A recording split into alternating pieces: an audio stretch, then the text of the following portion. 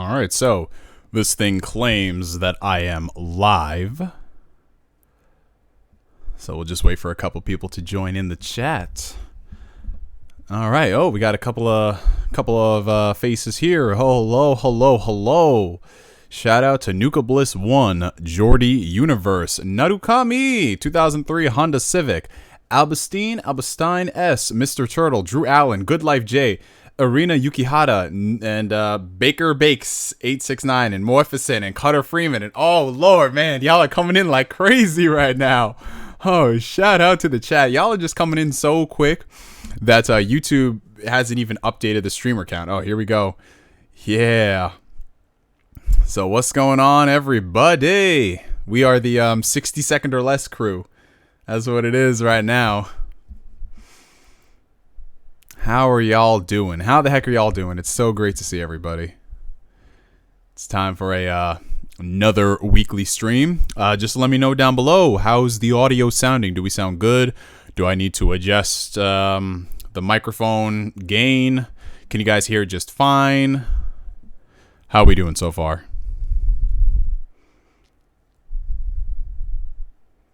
Yes, we are definitely going to talk about Crash 4, everybody. We're definitely going to talk about that. That's actually one of the topics for tonight.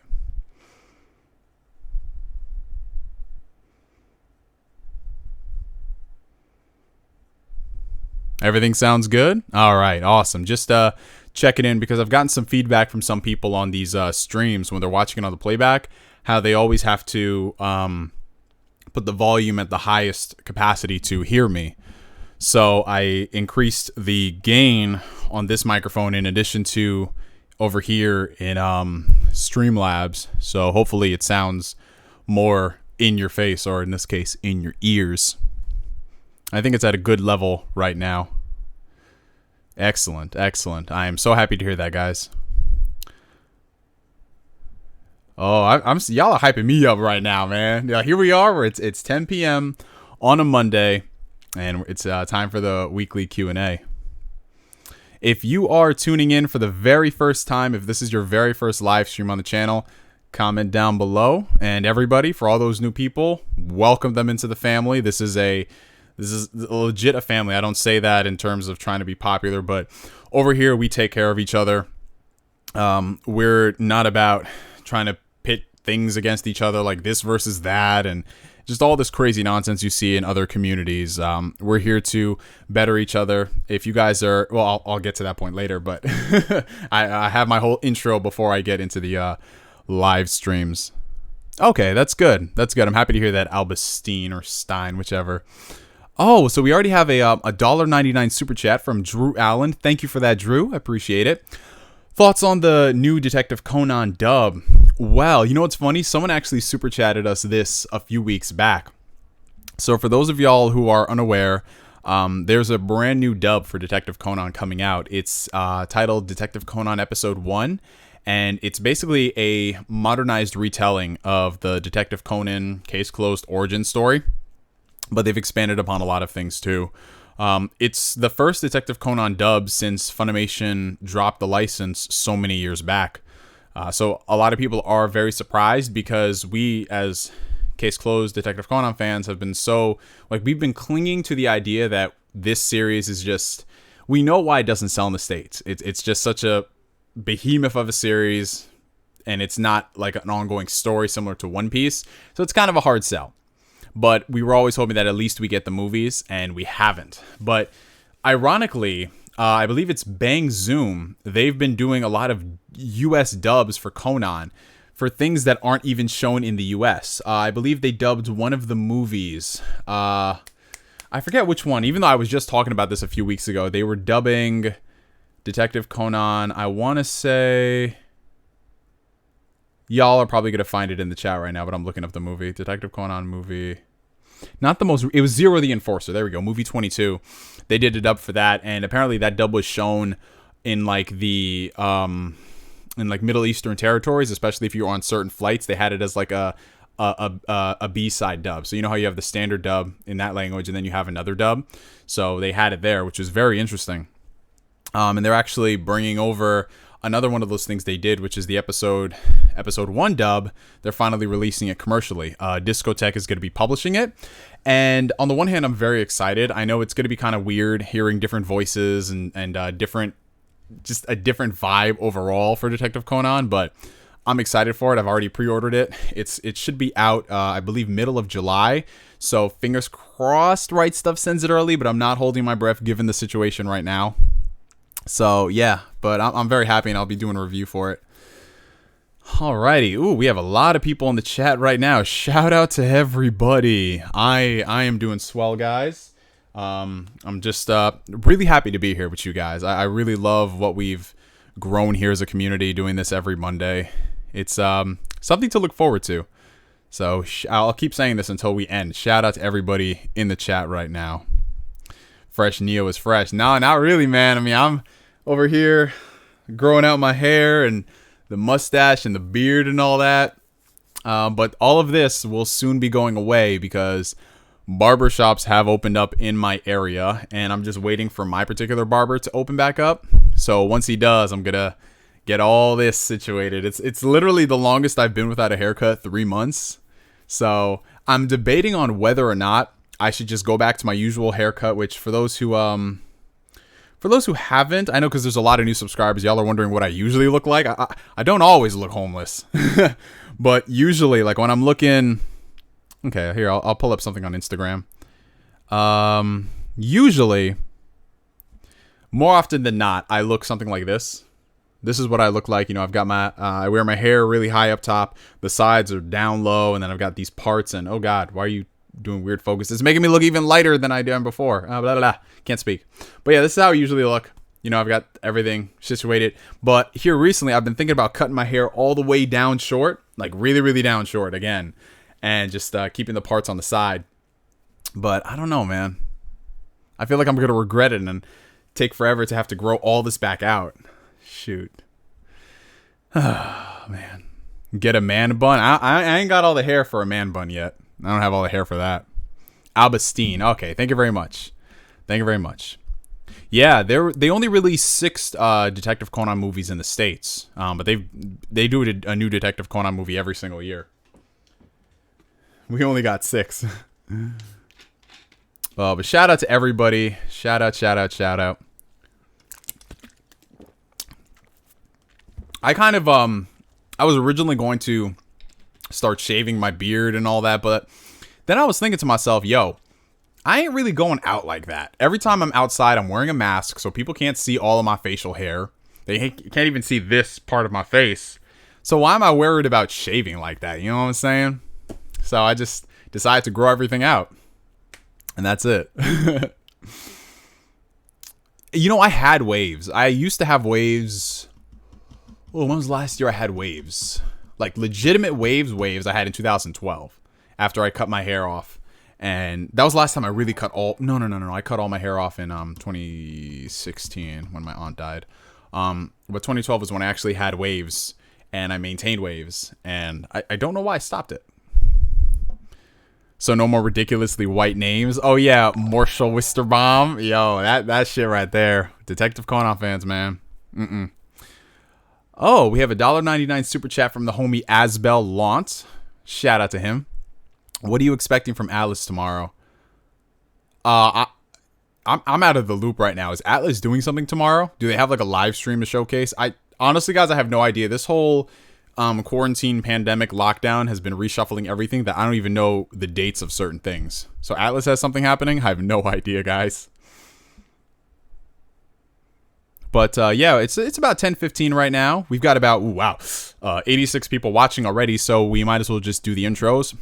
Ladies and gentlemen, boys and girls, welcome to Ask Neo. Ask Neo is the weekly Q&A series where we do basically nothing but sit back, relax, have fun. Y'all ask me questions. I attempt to answer them in a somewhat timely fashion. Y'all know me. I'm very long-winded. I like to ramble about a lot of things because I get really invested in some of these questions, but I do my very best. I try my damnedest to answer as much as I can. So if I don't get to your question, I apologize in advance, but don't stop. Don't take it personally. Like, we'll keep continuing to do these things, and eventually they will get answered. A couple of things that we have to discuss before we get into the particular stream. Let me just pull them up right now. Again, I have not set up hotkeys, which honestly would have helped me a great deal.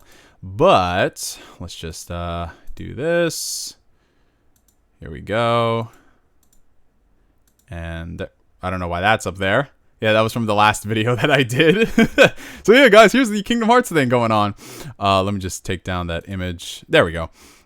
So this is our Discord community right here, guys. This is the Phantom Weirdos. Like I mentioned earlier, we are a family. We take care of one another, and this is a community where if you just want to sit back and talk to somebody about games and the like, this is the community for you. None of us here are really all about making fun of people or attacking each other, whatever. We're just here to have a good time, and you can do a lot of things here. Like, we have a portion dedicated to talking about our backlog, you know, the games we've completed, anime and manga stuff that we're watching and reading, and just a whole bunch of other stuff. Like, there's a meme category here, which Gabe added, which is just a whole bunch of craziness, as y'all can see. It started out with random memes of me, and now it's evolved into just all this craziness. But even if you wanted to share like your PSN and your Xbox or your Nintendo thing and find friends to game, this is the server for, to do it, because hey, for some games out there that don't have the biggest player audience, you know, you always want to find somebody to game, and here you'll have a better chance of doing that. So we already got some new people here. Shout out, this is the homie Takun. Y'all know Takun from Takun's Thug channel, and then we have Hugo God as Big Yoshi right there. And other than that, let me see. Well, I do have a Twitch channel, as y'all know from the recent streams I've been doing. Twitch is where we're going to be streaming a lot of games, mainly console titles right now as I wait for the capture cards to come back in stock. So we're going to be doing streams on there. In addition to, later on this week, we are going to be finishing up the Kingdom Hearts Remind DLC. We started that last week, and then we're going to be doing it again this week. In addition to... what else were we doing this week? We're doing Conker's Bad Fur Day. So if any of you guys are classic N64 fans, we're going to be playing through the rare replay variant of that. Probably going to do that maybe Thursday. I haven't really worked out the specifics. As y'all know, I literally am just all over the place when it comes to things like that. But yeah, if you're interested, check that out down below. I'm very close to becoming an affiliate. I just have to tick one more box, which is streaming on 8 different days. And I think I only have to stream on 2 more days or 3 more days, something like that. And yeah, so just go out with the questions, y'all. Okay, this is weird. I don't know why the super chats are really delayed, because we already answered Drew Allen's question a long time ago. So it might be a little bug happening. Where did the chat box go? This is very strange. Hold on. There we go. It's back. I don't know why it turned off. That's so weird. Oh, but we have a $1.99 super chat from Jay Smooth. Thank you very much. I heard Republicans are mad about The Last of Us 2. Oh yeah, they big time mad. But if you look at a lot of people in the conservative media as a whole, they get pissed off about all types of entertainment. They have been for the longest time, because they think that the entertainment industry is corrupting our youth, and they're filling them with all these crazy, you know, the standard stick. I can't do it better than they can, but obviously they're mad about that. But it's not even just Republicans. I can't fault them for that. It's just a lot of these people who are just the whole I can't stand the go woke, go broke crowd. Those type of people are pissed off. And I'm not really going to get into The Last of Us 2 because people are still playing it right now, and I'm not that type of person to discuss the spoilers if I haven't played the game, because I still haven't played Last of Us Part 2. I'm going through Red Dead at the moment. But everybody who's pissed off at the game, it's so funny because the vast majority of the leaks surrounding the game ended up being fake. There was that whole movement that Abby was trans, and there was this homophobic Christian group, and all these other crazy things that people said were going to happen. They weren't in the game. But now the new excuse is, well, they just took them out last minute. So anybody who boycotts games like that, I tend to not take seriously, because as we've seen, the games still sell like crazy. And some of those people end up buying the game just to complain about it. But now the new excuse is, well, I watched the YouTube live stream of everything, and now I know everything about the game, and this is why it sucks. So we've got people out there in the community who are legit reviewing games from people playing the games. So no longer did we just actually play the games for ourselves. We actually have people out there watching live streams. They take 20 hours out of their day to watch another person play a game, only for them to say it sucks. I don't know about y'all. I don't know what they got going on in their lives, but I don't have 20 hours to spend watching someone else play a game just for me to hate on that game. If I was going to spend that 20 hours, I would rather play the game for myself and judge it on its own merits. So that's going to be all I have to say about The Last of Us 2 right now. I haven't touched the game yet because I'm working through other titles at the moment. And I'll play it when I get a chance. But shout out to all the new people who are coming up here in the chat. I see a lot of new faces, which is always nice. Ooh, shout out to you, Javier Gonzalez. Hello there, a Venezuelan living in Chile. Oh, that is awesome. Well, welcome to the stream. It's great to have all of you guys. Do you think because of The Last of Us 2 it'll hurt PS5 sales? No. The fact that Last of Us 2 has been breaking records, if anything, is going to help the PS5. But you guys got to realize, okay, let's just say people don't like The Last of Us 2. Let's say it's a mixed game. How is that going to stop the PS5 train? Like, what, are you going to say you're not going to buy another Sony console because of Last of Us Part 2? Like, I can't understand some of these people who come on here and they say this crazy stuff. Like when someone played Halo 5 and they're like, I'm never playing another Xbox game ever again. Like, why do we take it to such crazy ultimatums? They be acting like Neil Druckmann came in their house and kicked their dog or something. Like, I don't know. Is that just me, man? Like, guys, I'm about to be 27. I don't know how people have this energy to be acting like 13-year-olds. Like, dude.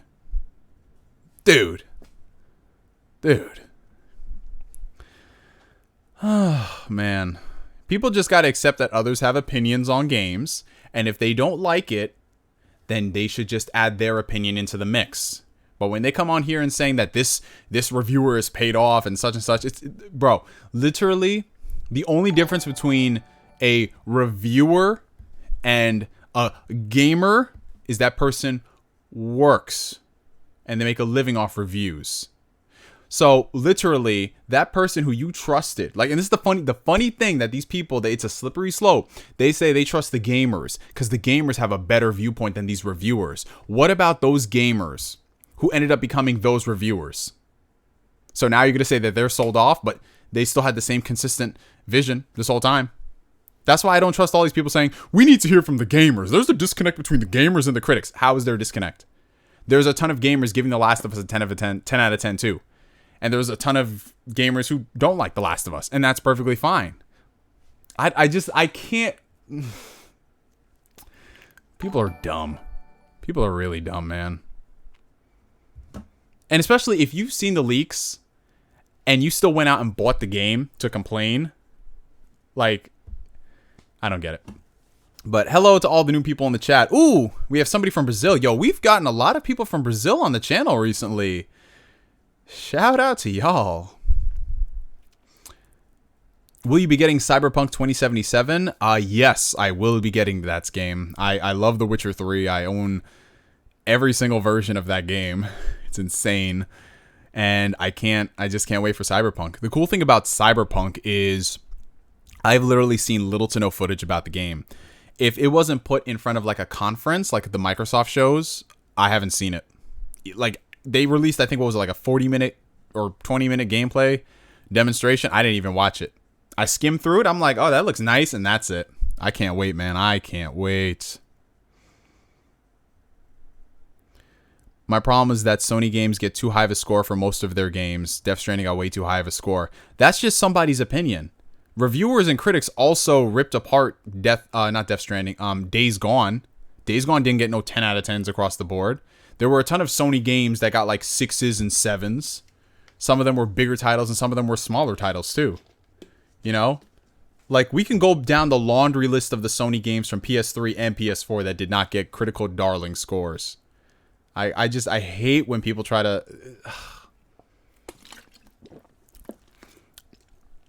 Will you be getting Ghost of Tsushima? Oh yeah, definitely. Between The Last of Us and Ghost of Tsushima, I think Ghost of Tsushima looks a little bit more impressive. But then again, I am kind of biased because I do like those type of games, and we don't have too many of those games in the medium right now.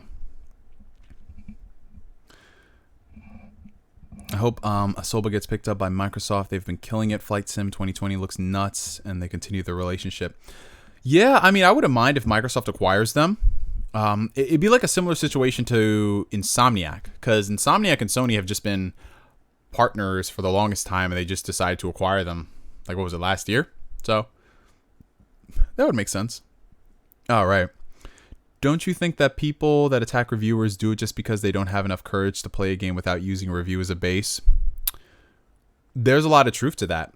There really is a lot of truth to that. There's a lot of people who live vicariously through other people's opinions. And I'll tell y'all the perfect game that embodies that. Resident Evil 3. The recent remake, anyway. There were a ton of people who literally, they love the Resident Evil 2 remake. They praised it like no tomorrow. But when they started hearing the kind of funky reviews in Resident Evil 3, they were just like, yo, this game sucks automatically. This game is terrible. And they went off of what those people said instead of actually buying and experiencing the game. Like, it's one thing if you buy a game and you don't like it. That's fine. But when you out here and you literally go from being very excited, then you see the reviews and you're like, no, I don't. This game is terrible. I thought reviews don't matter. You know? Like, people always say reviews don't matter. But what they actually mean is reviews don't matter to me when it's applicable. That's literally what it is. Because one second they're saying all reviewers are biased. Then they're pointing at the reviews here to say, okay, this is why the game sucks. Like, this is why you have no credibility here, people. You can't say reviews don't matter and then say some reviews matter but others don't. And then say, well, you know, it's just dumb. That's why I don't believe that shit, man. Is there an Xbox studio that excites you? One that you want to see flourish? Well, to answer your question, Alex, I would love for Microsoft to really cultivate and enrich studios to do different things. I would love for the Coalition to work on something that is not Gears of War. If you want to have a separate team in the Coalition work on Gears, fine.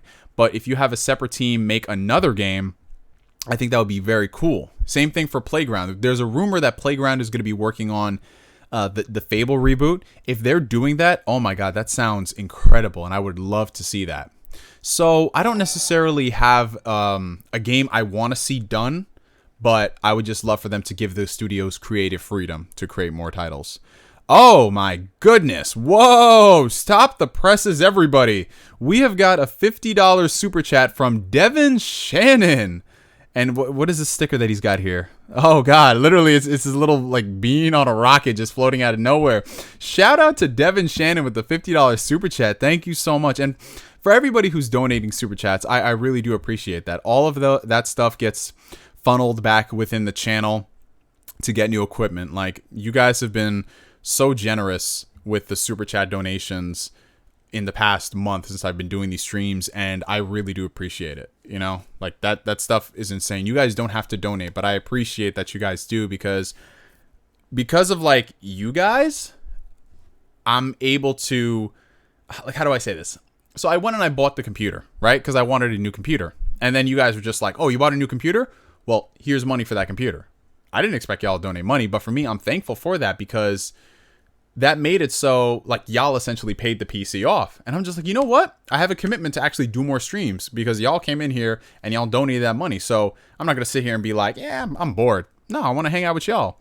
So thank you guys, seriously, from the bottom of my heart, for all the donations.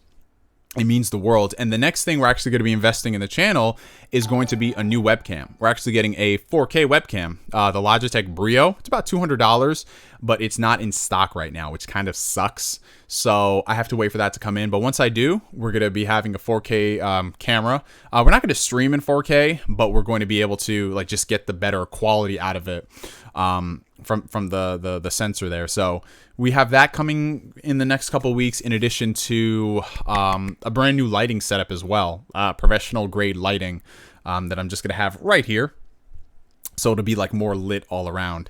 And yeah, just a couple of other things as well. You guys know me; I'm a very minimalistic type of dude.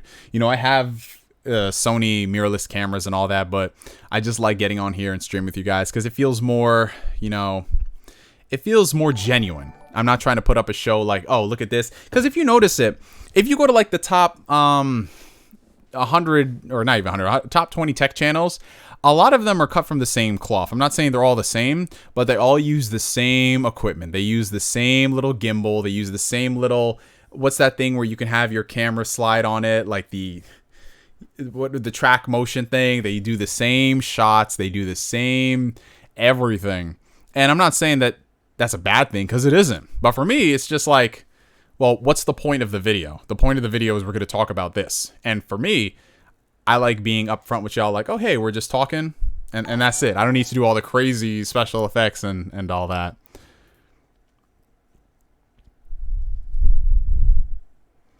Oh, wow, we have a $20 super chat from Colin. Oh, Colin, I remember. Colin, my boy. I remember him on the last stream. Hey, Chris, how are you, man? I appreciate your latest video talking about your struggles, and since it shows how brave you are to share your vulnerabilities. I can certainly relate to that when it comes to not belonging in school. Oh, yeah. So thank you for the super chat, Colin. I really do appreciate it, bro. But for those of y'all, I'm sure many of you guys have seen the recent video that I made. Well, not the most recent one, but the one I recorded on Friday. It was a really deep personal video. It's something that I went back and forth a few times, and I had to watch it again before I hit upload, in order to just like, did I really want to upload this video or not? Like, what is this going to do? And I realized after I watched it the first time that it was okay for me to make that kind of video, because in life, rarely are the situations where you really second guess yourself about certain things. Sometimes it's best to just put yourself in that scenario. It was fear. Like, fear was really holding me back from recording that type of video, because it's what I wanted to do for the longest time, but I just didn't. I don't know if didn't have the words is the right particular phrase, but it was weighing heavy on my soul. And just talking about a subject like that, I mean, you guys don't see this, because you see me on camera and we joke about things and we have a laugh, and it's a lot of fun. But behind that, there is still a person, and I've gone through stuff. Like, something I didn't mention in that video was how something on top of that whole situation, people liking me for me, was feeling like an outcast. Like, whenever I would say something, nobody would hear it. You know what I'm saying? Like, y'all ever be in your let's say you're just outside or something, and you say something in a group of people and you feel like your voice doesn't matter? Like, to me, that's the worst feeling in the world, especially if you're in a group of friends. You know what I'm saying? Like, I used to hate that shit growing up, and that's why, honestly, I kept to myself most of the time, because I felt as it like okay. So I felt that for me, it's better not to involve myself in those scenarios if my voice isn't going to be heard like that. But it was kind of eye-opening when I did first start doing YouTube, because for the first time I actually found people that were listening to me, and they liked me for me, and I liked them for them. And it goes, I always mention this, it goes far beyond the subscribers and the view count, far beyond that, because just the interactions I make with these people, whether it's typing comments or if we were gaming on Xbox or just anything like that, it meant the world to me, because I grew up not having those connections with people. So for me, if my goal on this platform is just to be that person who can just bring a little bit of light into somebody's life, and I never even knew that was possible. I just got in here and talked about stuff that I liked. But people come on here saying, for me, a person who grew up in Bangladesh, like growing up and seeing someone like you who's into the stuff that I'm into when no one else around me is, that meant the world to me. And it made me think that, there are people like me out there. So I've been reading so many amazing messages. Like, first off, all of your comments that I saw on there, and then people have sent me private emails, and on Instagram and Facebook and Twitter. It's just so much love, guys. And it means the world, because we're we're not alone. I keep saying you're not alone, but we're not alone. So thank you guys for that. Seriously, the support's been incredible. Oh, we have a 99-cent super chat from Jay Smooth with the classic glasses emoji. Nice shades, brother. All right, so let's get back to some questions. Oh, your Xbox One X video is the best. That video made me subscribe to you. Oh, thank you for that. And I appreciate all the people who are subscribed because of the Xbox videos. Are any of you guys here? I know a couple of y'all are, but thank you guys. I mean, like I said, I just get on here and I like the things that I like. And I like the Xbox One X. So I said, hey, here's the Xbox One X. I had no idea that video was going to blow up. That video is at 360,000 views right now. And in a week's time, we've gained 10,000 subscribers, which is just fucking insane. Not only that, but people at Xbox at like high levels of leadership have seen that video, like Major Nelson. That's just insane. Like I said, I don't anticipate these things. People think I have a plan. Like, oh, this guy has a plan. He's just trying to sit here and milk the money off of the Xbox viewers. Like, really? If I was trying to milk money off Xbox viewers, I would have released individual videos about the Series X every single day. Instead, I made that one 30-minute video. Like, I just get on here to talk about stuff. And the only reason why I continue doing those videos is because people are like, hey, what do you think about this? And I said, okay. So I appreciate that, you guys. Like, that's awesome. That's all I intend to do on this site. I'm not here for clout. I'm not here for clicks. I just think that we need to normalize regular schmegular people coming on here, less crazy theatrics to, you know, sell a particular product, and more just upfront, hey, this is what it is, you know? So, thank you guys for all the support. Ooh, we have a $5... Oh, I don't even know what this currency is, so hold on, brother. Hold on. PEN. I have no idea what this is, guys. PEN currency. Oh, Peruvian dollar? That's what it is? No. So, wait, is it? I have no idea. Because I typed in PEN currency. I guess? I don't know. But we have a $5 PEN or pen. Again, I apologize in advance if I offend any of y'all's, you know, countries of origin in your currency. Love your videos, man. Found your channel with the reasons that made you buy the Xbox. Thought you were cool. Oh, thank you for that. I appreciate it. I've noticed, and I mentioned this earlier, but there's a lot of Xbox fans in South America. Like, a lot of Xbox fans. Like, a lot. I can't be the only one who's noticed this, because I'm just seeing a lot of support from there. It's dope. It's really cool. Xbox is getting attacked for no reason, so it's nice to hear from honest people. Yeah, I mean, that's what I try. I mean, I'm even honest. If you guys check out my channel, because I'm not trying to hide anything. If you're an Xbox fan in the chat, I've done videos critiquing Xbox and how I didn't like how they were prioritizing the services more than the first-party games. But my opinion and my stance on that is still the same as it was when I made those videos. So it's like, I don't know how people say, oh, you're an Xbox shill now. How? All I said was the console is great, and I hope the future is bright.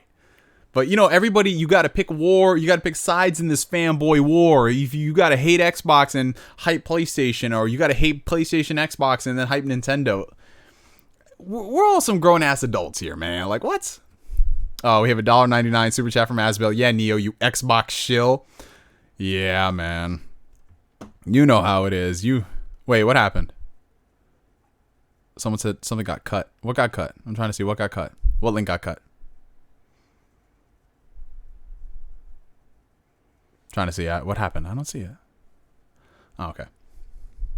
PS4 equals Houston, we are ready to take off to the moon on your call. Engines are full and ready to blow. Yeah, I'm not a fan of the PlayStation fan. But according to some PlayStation fanboys, it's my fault that the system is so loud. You just got to take out the console and replace the thermal paste. I'm like, really? You got to go ahead and do all that? Your Xbox vids got into my recommendation list, and I used to be an Xbox guy, but moved to PC gaming. I love that people are honest. That's honestly the best thing we can do, is just be honest about things. Like, Microsoft isn't cutting me no checks to talk about the Xbox. I have a gaming PC that I could play these Xbox games at better settings. I don't, because I play those games on my TV and I like to relax over there instead of sitting in a computer chair. But the crazy thing is, like, you say those things and people are just like, oh, you're so stupid. How the hell is somebody stupid for having a preference? I don't get that. It's not like you're shitting on PC gaming or something. You just say, I prefer to play on my big screen TV and then, you know, chat with my friends on Xbox. Oh, well, you can hook up your PC to your TV. Why would I want to move my PC into the living room? Like, why can't I leave my PC here and keep it for editing and occasional gaming and streaming? But people just, they can't, their thought process. It's like, these are the type of people who roll up to Best Buys and say, hey, bro, why'd you buy that PlayStation? Why don't you buy that Xbox? Like that type of shit. But what's up to everybody in the chat? What's up, what's up, what's up? I hope y'all are doing well. How's your Monday been, everybody? My Monday was pretty much the same. You know, I woke up, did laundry, worked out, and then I just came over here, y'all. It's been the routine for the past couple of months. It's definitely been a routine. But things are going to be getting back to some type of normalcy here. Where I live in New York, we're currently in phase 3, which is restaurants and I think just restaurants, and something else is part of phase 3. I'm not sure, but barbershops and restaurants and barbershops and salons. Yeah, that's what it was. So that's what it's been. And then I think movie theaters and gyms open back the second week of July. So that's going to be interesting, because that's literally where people are all cramped and confined. And yeah, they still have those at restaurants, but to the degree where you're at a gym and then just everything can spread. Oh boy. Anyone from England? Shout out to the folks in UK. What's up, y'all?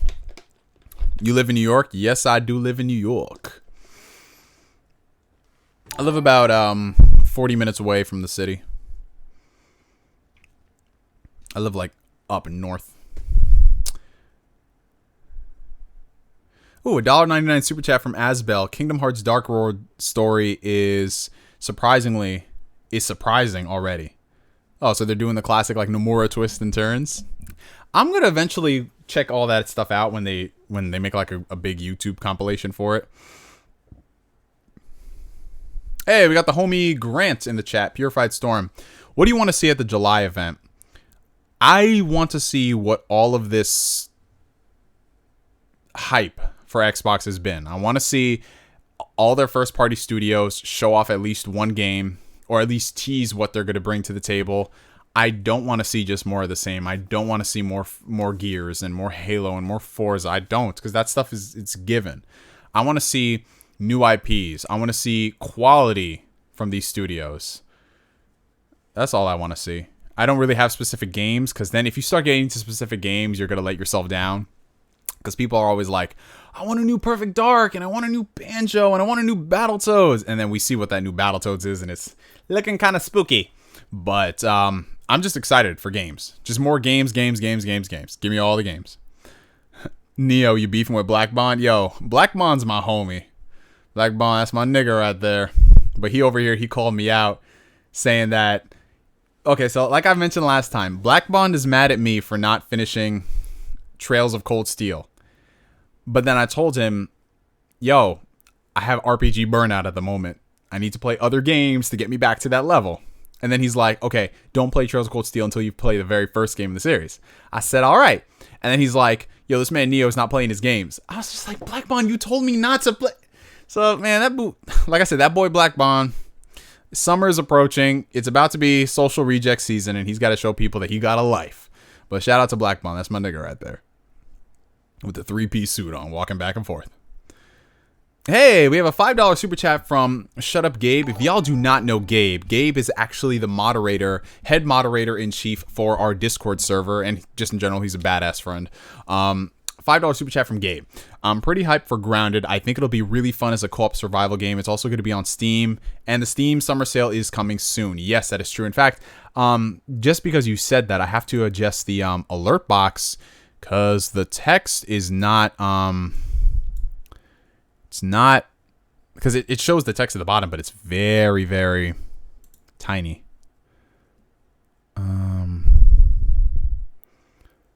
Hold on. I have no idea why. It's very, very tiny. I'll have to adjust that later.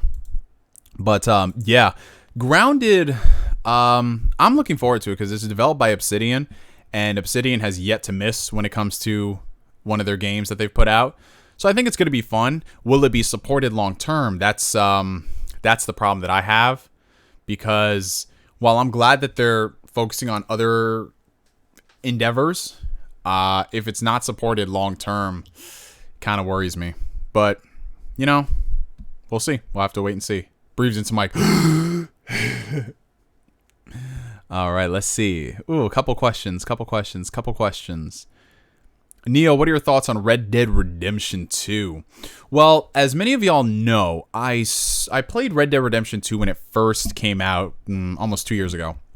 I got about 30% into the campaign, and for whatever reason, it didn't hook me like I thought it would. And y'all know me, I was a big fan of the original Red Dead Redemption.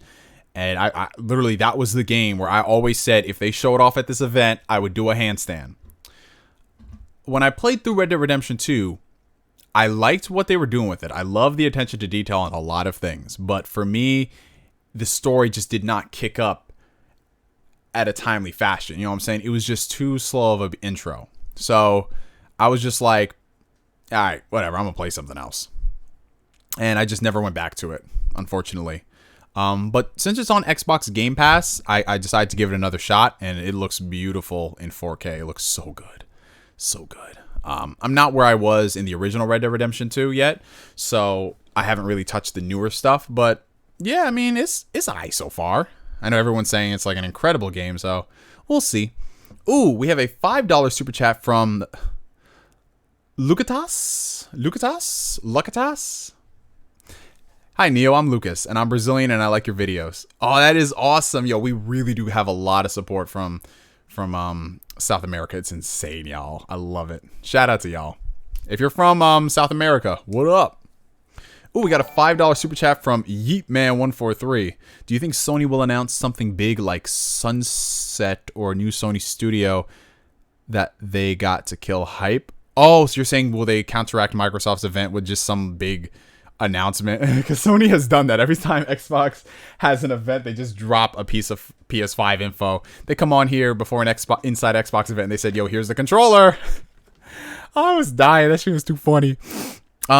But honestly, I don't think was Sony, from what I've seen so far, I don't necessarily think they'll announce like a new studio, because there hasn't been reports of them hiring. I mean, at least from what I've seen, there hasn't been reports of them hiring a new studio. But I think we might see a new IP from one of their first parties. So there was another Naughty Dog IP that people were floating around for the longest time. Maybe we'll see that. Same thing with Guerrilla. They were hiring a lot of like multiplayer developers from Ubisoft. So we could see that. I've noticed that they're showing a lot more multiplayer games with the PS5, first party ones anyway, which is what they were lacking on the PS4. That's my biggest beef with Sony this generation. While they've put out a lot of really good first person experiences, like single player experiences, they dropped the ball on multiplayer. They really have, especially when they're charging you for PlayStation Plus. At least with Xbox, even if you don't care for their games, Halo 5, Master Chief Collection, Gears 4, Gears 5, all their other smaller titles there. You have Forza. They've consistently pumped out quality multiplayer experiences. PlayStation hasn't given us that all generation. And I think that's just very troublesome. Because we used to have like quality PlayStation Online games, and they just stopped. Oh, wow. Y'all are going crazy with the super chats right now. Jesus Christ. All right, so we have a 5 quid. I think that's what it is, right? Quid? No. But that might be euros. I'm not sure. I'm terrible with my currency here. But I like saying 5 quid. What next gen console will you get and why? Would love your opinion. Also, I'm really excited for the next Spider-Man game. The first one was amazing. And this is coming from Beat Boy. Shout out to you. Thank you for the super chat donation. So as far as next gen consoles are concerned, I'm actually going to be getting both. Not necessarily at launch, but I am going to be getting both of them down the line, because I'm a gamer and I like gaming, and I like what both console manufacturers are offering. Simple as that. The next Spider-Man game is like at the top of my list, but I don't know if it's enough to justify dropping the $500 at launch. You know what I'm saying? Because it'll be a good standalone experience, but to drop $500 at the beginning, I don't know. You get my point? At least with Xbox, they'll have all their first-party games playable on the One X, and it's going to be on my PC too, so I don't think I'm going to rush out there and get the PS5, bar something crazy being announced as a launch title. You know what I'm saying? Ooh, we have a $10 super chat from Colin. My boy. That's your name, Colin. You my boy. Do you have a favorite adult animated comedy show? Which one is the most nostalgic for you? I love me some old school Family Guy, American Dad, Futurama, and King of the Hill. Well, you named, honestly, almost all of my favorite ones. I would have to say, if we're talking like all-time favorite like show I can always go back to no matter what the circumstances, it's got to be Family Guy. I know it hasn't been great in years, but there's something about classic Family Guy. It's so good. In addition to that, King of the Hill. I think that out of the all the adult animated series, King of the Hill's writing is severely underrated. That show's writing is great. In addition to that, Futurama. I mean, you can't go wrong with Futurama. It's kind of like that show that doesn't really rely on the slapstick type of humor that we're used to, and it gets surprisingly deep at times. There were episodes of Futurama where I was legit close to crying. It's that good. What else do I love? South Park. South Park's great. Rick and Morty is cool. I enjoyed watching home movies back in the day. I remember I would sneak watching that on Adult Swim. What else? I didn't see too much of Drawn Together. I saw a couple episodes, but what I liked, it was nice. And we have a $2 super chat from Leon, long-time viewer of the channel. What's up, Leon? You think next-gen consoles will do 4K 60 frames? Honestly, as much as I want to say, yeah, they're all going to do it, I think it's going to come down to the developers and the style of game that they want to make. I don't think it's possible, because if you notice, every console generation, what do these developers push? They push graphical fidelity. They push all of these fancy schmancy features. And now going into next generation, things like ray tracing and all of that, I would love for all the games to be 4K 60. But realistically, even on PC, unless you have a graphics card that costs a couple $100s, you are not getting 4K 60 maxed out, no frame drops. It's just not viable. So for a $500 console to do that, unless it's a very specific kind of game, like a racing game or a quarter title, I don't think we're going to get it for like giant open world experiences. I don't think GTA 6 is going to be 4K 60 max settings maxed out. I don't think it's possible. But again, we'll have to see. You know, anything's possible, man. What I do want though is more flexibility with What are you talking about, Google? I typed in GTA 6 and it looked up GTA 6. That's a little too creepy. I would like to see more graphical settings. Like, you know how they have frame rate modes and resolution modes? I want to see more in-depth things like that, where we can run it at 4K 30, but if I could run it at 1440p 60 frames per second, I'll take that. I will definitely take that. And I think a lot of people will enjoy that too, because The Last of Us Part 2, you know, it looks amazing. It looks phenomenal. But it would benefit from running at 60 frames per second. So if you can run it on I'm sure with PS5 it'll run it like 1440p 60 frames and maybe like a 4K 30 maxed out. But if you can get like a 1440p 60 frames mode for every game, dude, that's going to be insane. Jesus Christ, y'all are going crazy with the super chats. We got to calm down. But thank you guys. All right. Well, that's the thing though. Like I said, it's specific games. Specific games are going to have high frame rates because that's just the nature of them. Racing games are always going to have high frame rates because you're just focused on what's here. But if you look at everything to the side, like the character models and some of the environments, they don't they don't look as good. There are trade-offs when it comes to it, you know? All right, so let's see. Have you ever watched Death Note? Yes, I have. Death Note is actually one of my all-time favorite series. And I love the fact that we got that one-shot spin-off a few months back. It was great. Do you think the new Avengers game will be good? I'm not holding my breath if I'm being honest. It doesn't look that great, and I don't know how Square... Okay, there's my answer right there. Square Enix. They found a way to make an Avengers game look very mid. But again, we'll see what happens when the game comes out. Ooh, a $5 super chat from Crushed Renegade. I like that name. Big fan since the beginning. Keep up the good work. Oh, thank you for that. Appreciate it. Ooh, a $2.99 super chat from Jordy Universe. The best pizza in New York? Well, honestly, man, this is going to differ from every single New Yorker you talk to. Every single New Yorker is going to have a different opinion on where they get their pizza, because there's so many pizza spots in not just New York City alone, but New York State that are great. If I had to say, I don't know what the best spot is in New York. I really don't. I have places that I enjoy, though. But a lot of y'all aren't really going to know where they are because they're around my area. And most people, if they're visiting New York, they're going to stay within the 5 boroughs. So if you're visiting New York, just experiment. Look around. See what you can find. Ooh, we got a £5 super chat from Beat Boy again. What is your favorite single-player open-world game? Of all time? Single-player open-world game. Okay, so this is... I'm going to have to quantify this for a second. Because you mentioned the superhero games. You mentioned Batman and Spider-Man, games like that. Those are fun. But if I had to play... Honestly, of all time, shit. Okay, if we're talking superhero games, it's gonna be Spider-Man PS4. That game was amazing. But if we're talking single-player open-world games, I know it's cliche to say, but I love me some Fallout New Vegas. I'm sorry. Fallout New Vegas was incredible. I love that game. But there's so many good ones as well, like Dragon Age Origins. Great game. Okay. All right, I'm all caught up with the super chats. So, here we go. So, a $5 super chat from Yeetman143. Do you think they should have waited to release Last of Us on PS5 and made multiplayer if the story didn't get out there? Honestly, all things considered, I think that would have worked out well for everybody. But given that it's the situation right now, I think what they did is fine, you know? We're going to be getting the multiplayer mode, I believe, at the end of the year.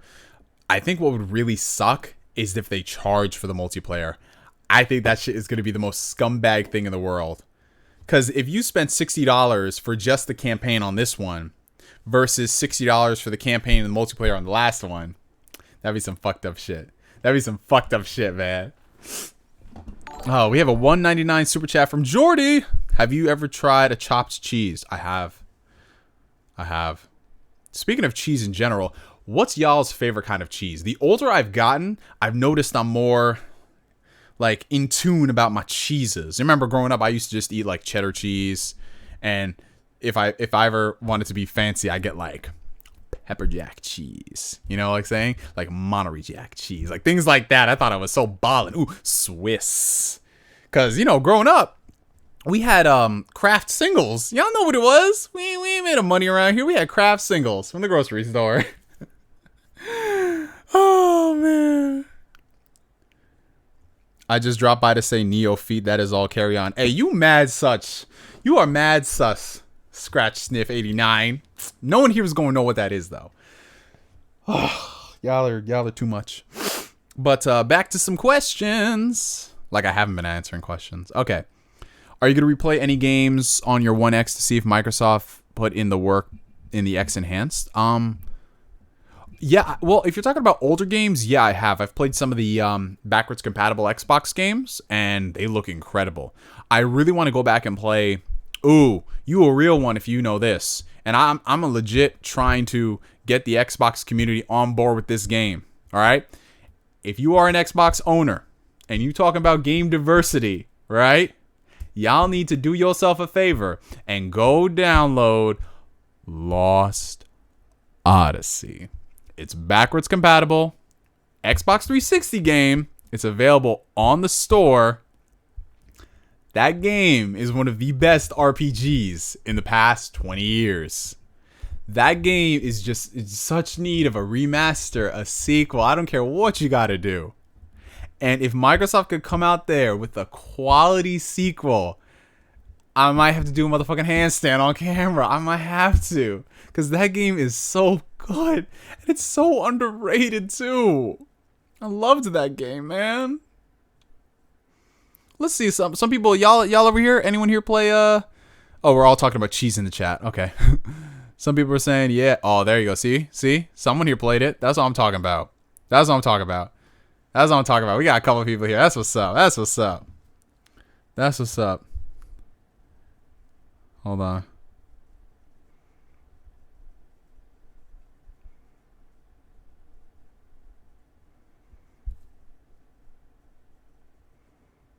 Okay.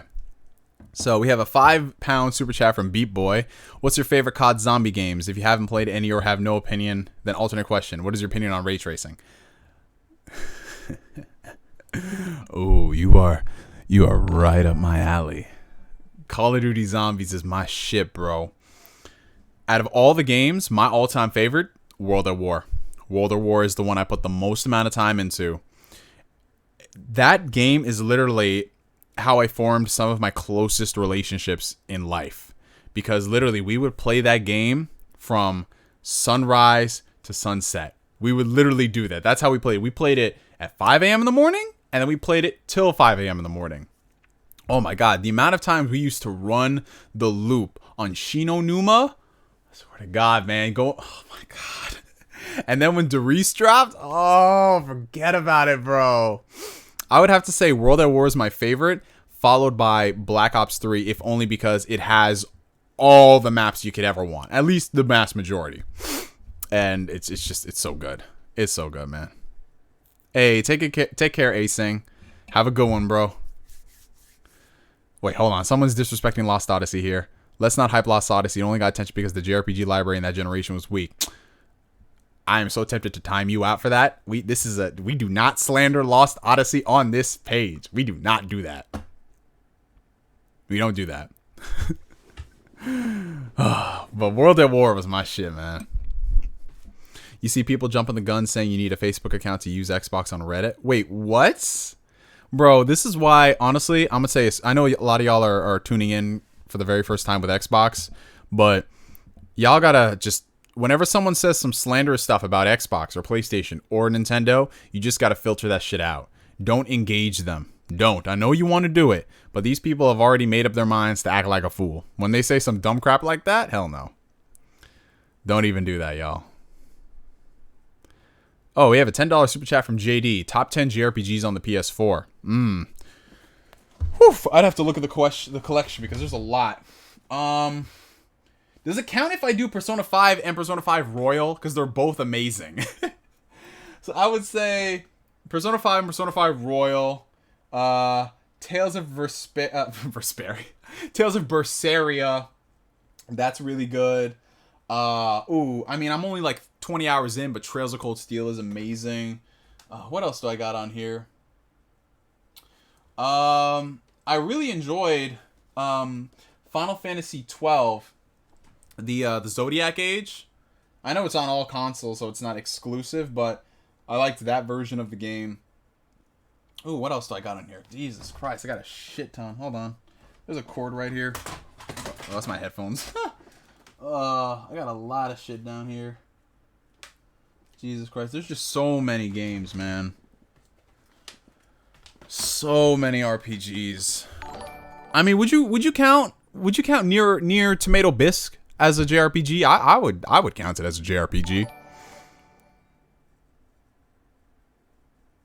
But yeah, I mean, PS4 has got exclusive JRPGs, but a lot of them are multiplats. The vast majority are multiplats. And if they're exclusive, they're like really like low-key type of games. Oh my god, something's blowing up. Oh, new subscribers and super chats. Oh snap. We have a $5 super chat from Yeetman143. Do you think they will port Uncharted and Killzone PS Vita to the PS5? Well, here's the thing. I think next generation, they're kind of going to slow down on the HD remasters, and we might start seeing Series X and PS5 Pro patches, like those type of things. I would love for them to do that for the backwards compatible titles, because if we have to come on here and buy new versions of our old games again, I might be done with it. I'm okay if they want to re-release them, But if they don't offer those upgrades to the people who already own the game on a backwards compatible system, dude, that's some fucked up shit. Yes, for any of y'all who haven't played Nier Tomato Bisque, definitely play Nier Tomato Bisque. And for those who are just like, what's a Tomato Bisque? It's called Nier Automata. It's available on Xbox Game Pass. Go ahead, y'all. Go buy it. Or go play it. Go play it. Go buy it if you have PlayStation, but go play it on Game Pass. But I would love for Killzone Mercenary to get like a second win, because that was just such a good Vita game. Oh my god, Killzone Mercenary. First off, it had a nice, decent campaign, and you had a full-fledged Killzone multiplayer experience. Such a good game, man. Oh, you see, that's what's up, man. Yes, even if you guys don't go out there and buy Lost Odyssey, it's such a good game. It's a good game. It gets my recommendation, you know? GTA 5 PS5. Yo, you know they're gonna come out there and do that shit for $60. What do you think about the Elite controller? So I've been using the Elite controller for the past few days, and like I said, my opinions are tentative to change, because I've heard a lot of skeptical things about the Elite controller in terms of its durability and its build quality. But I'm enjoying it. I really am. It did take a little while to get used to, because the buttons on the Elite controller, because here's the standard Xbox One controller. If y'all can see, the buttons are raised. You know, they have much more of a clicky feel to it. On the Elite controller, they're more they're flatter by comparison, so it doesn't travel as much. That was something to get used to, but I do like it. I really like the controller. I like how you can adjust the tension on the sticks, so it feel like when I'm playing the 360 games, I feel like I'm playing on an Xbox 360 controller, because you jack up the tension. The paddles are cool, but if I'm being real, I don't use them as much as other people. I only use them when I'm playing competitively online. I know you can use them for screenshots, but when you're, like for me, if I'm just playing a regular game, I just have so much of a tendency to want to click the paddles, you know what I'm saying? So I only use it when I'm playing online, so that way I don't have to take my thumb off of the camera for aiming. But other than that, it's cool. I'm not having any crazy problems like a lot of people did, but remember, these are only my thoughts after a few days. So after 30 days, I'll do a full-on video. Let's see. And a £2 super chat from Beat Boy again, Stream Boss. What's your opinion on the PS5 design and why? I really like it. I know we all like to clown designs for systems before they come out. I don't mind it. I think it looks very cool. It does look like one of those, you know, when they would say, oh, here's what the new consoles will look like, and they make it look so futuristic. That's what it looks like. It looks like one of those mock-ups. But if I'm being honest, provided the system does not it's not loud, I don't care what the system looks like. Just give it to me, you know? $5 super chat from I'm sorry, y'all. I'm going to butcher everything. Cybot Hero. There we go. Fun fact, when you double tap your Xbox icon on the remote and then press Y, you can take a screenshot. If you press X, you record the last 15 seconds. You talk about on the controller? Yeah, I know that on the controller you can do that, but for me, and a lot of people took that really seriously in the video, for me, it takes me out of the immersion. If I have to press one button, then press that button again. You know, that's 3 button presses, whereas on the Switch and PlayStation, it's just, boom, that's it. You're still in the experience. It doesn't open up the pause menu, so that was my major problem with it. But again, I said 9 out of the 10 things about the Xbox One I love, but people took an issue with that and they acted like I was trashing the console because of it. No, it was just an inconvenience. That's it. It's not going to ruin my day. Do I have the 2.0 or the 1.0 Elite? I have the 2.0 because I don't believe they make the 1.0 anymore. Can you promote the Discord? I promoted it in the beginning, and I also promote it at the end. I don't really like to do it all throughout the streams, you know? Because we're here to answer questions. Have you tried Dead Rising? The first 3 games are amazing. I've played Dead Rising, but honestly, after the second game, I kind of fell out of the series, y'all. Like, I tried to play Dead Rising 3 when it first came out. I got it on PC, and like, for me, the fun kind of ran out, you know what I'm saying? I was just like, okay, I did this on the 360. And then Dead Rising 4, I didn't want to waste the bandwidth downloading it. Have you seen Ubisoft update their site to be ready for the Series X and PS5 for Rainbow Six? I wouldn't be surprised because they did say they're going to bring it over to the new consoles. Because, you know, that's one of those ongoing games as a service. Hold on one second, y'all. I am going to get myself some more water because I am running out. I'll be right back. Ugh.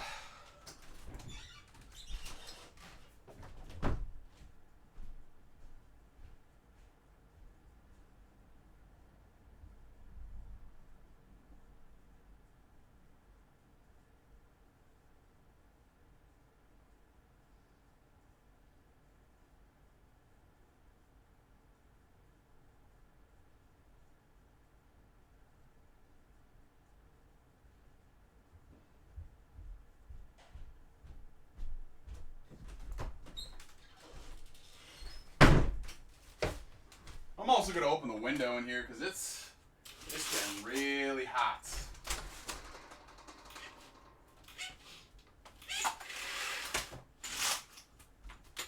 There we go.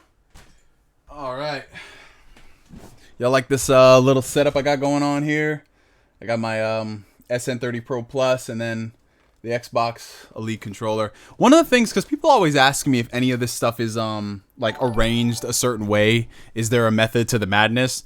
Honestly, y'all, there isn't. There isn't. I just literally place things accordingly, and then I just stack stuff on top of it. And I think it's like a nice aesthetic, you know? It's a genuine type of thing. All right. Ooh, we have a $2.79 super chat from JPT Sag. Best game in the last decade and why? Best game, or you said best games? Okay, best games. I'm just listing them off right here. Right, here we go. Here we go. Here we go. The Witcher 3, right? Persona 5, Fallout New Vegas, Mass Effect 2. Let's see. What else am I gonna have to throw in there? Oof. I loved Fire Emblem Three Houses. That game is the shit. What else did I love? Doom 2016 was great. Oh, Grand Theft Auto 5. No matter how many times they released that, awesome. What else, man? There's just so many games like God of War, Spider-Man. Shit, I'll throw Breath of the Wild in there too, man. There's a lot of good stuff, man. This is why I love gaming. It's just there's so much fun stuff to play. All right, $2 super chat from Yeet Man. Do you agree what Phil's doing with Xbox? I like what he's doing. I really do. He's definitely salvaged things from Don Matrick, but at the same time, all this stuff is great. I need to see the games, Philly. I need to see them. I need those games. I need the quality games. And a £2 super chat from Beat Boy. Sorry I gotta go, but I love your vids and streams. It's 4 a.m. in the UK. Yeah, man. Thank you so much. Thank you for coming to the stream, first and foremost. And shout out to all of y'all. Whatever parts of the world y'all are in. Where y'all at? Just, comment down below. Over here, I'm in New York. We're on the East Coast. It's 11:13 p.m. Beat Boy is in the UK. It's 4 a.m. over there. What's it like for y'all? All 100. Oh, shout out to y'all. We got 160 people watching. Shout out to y'all. Have you played Halo? Yes, I have played Halo before. I've played Halo 1, 2, 3, 4, Reach, and ODST.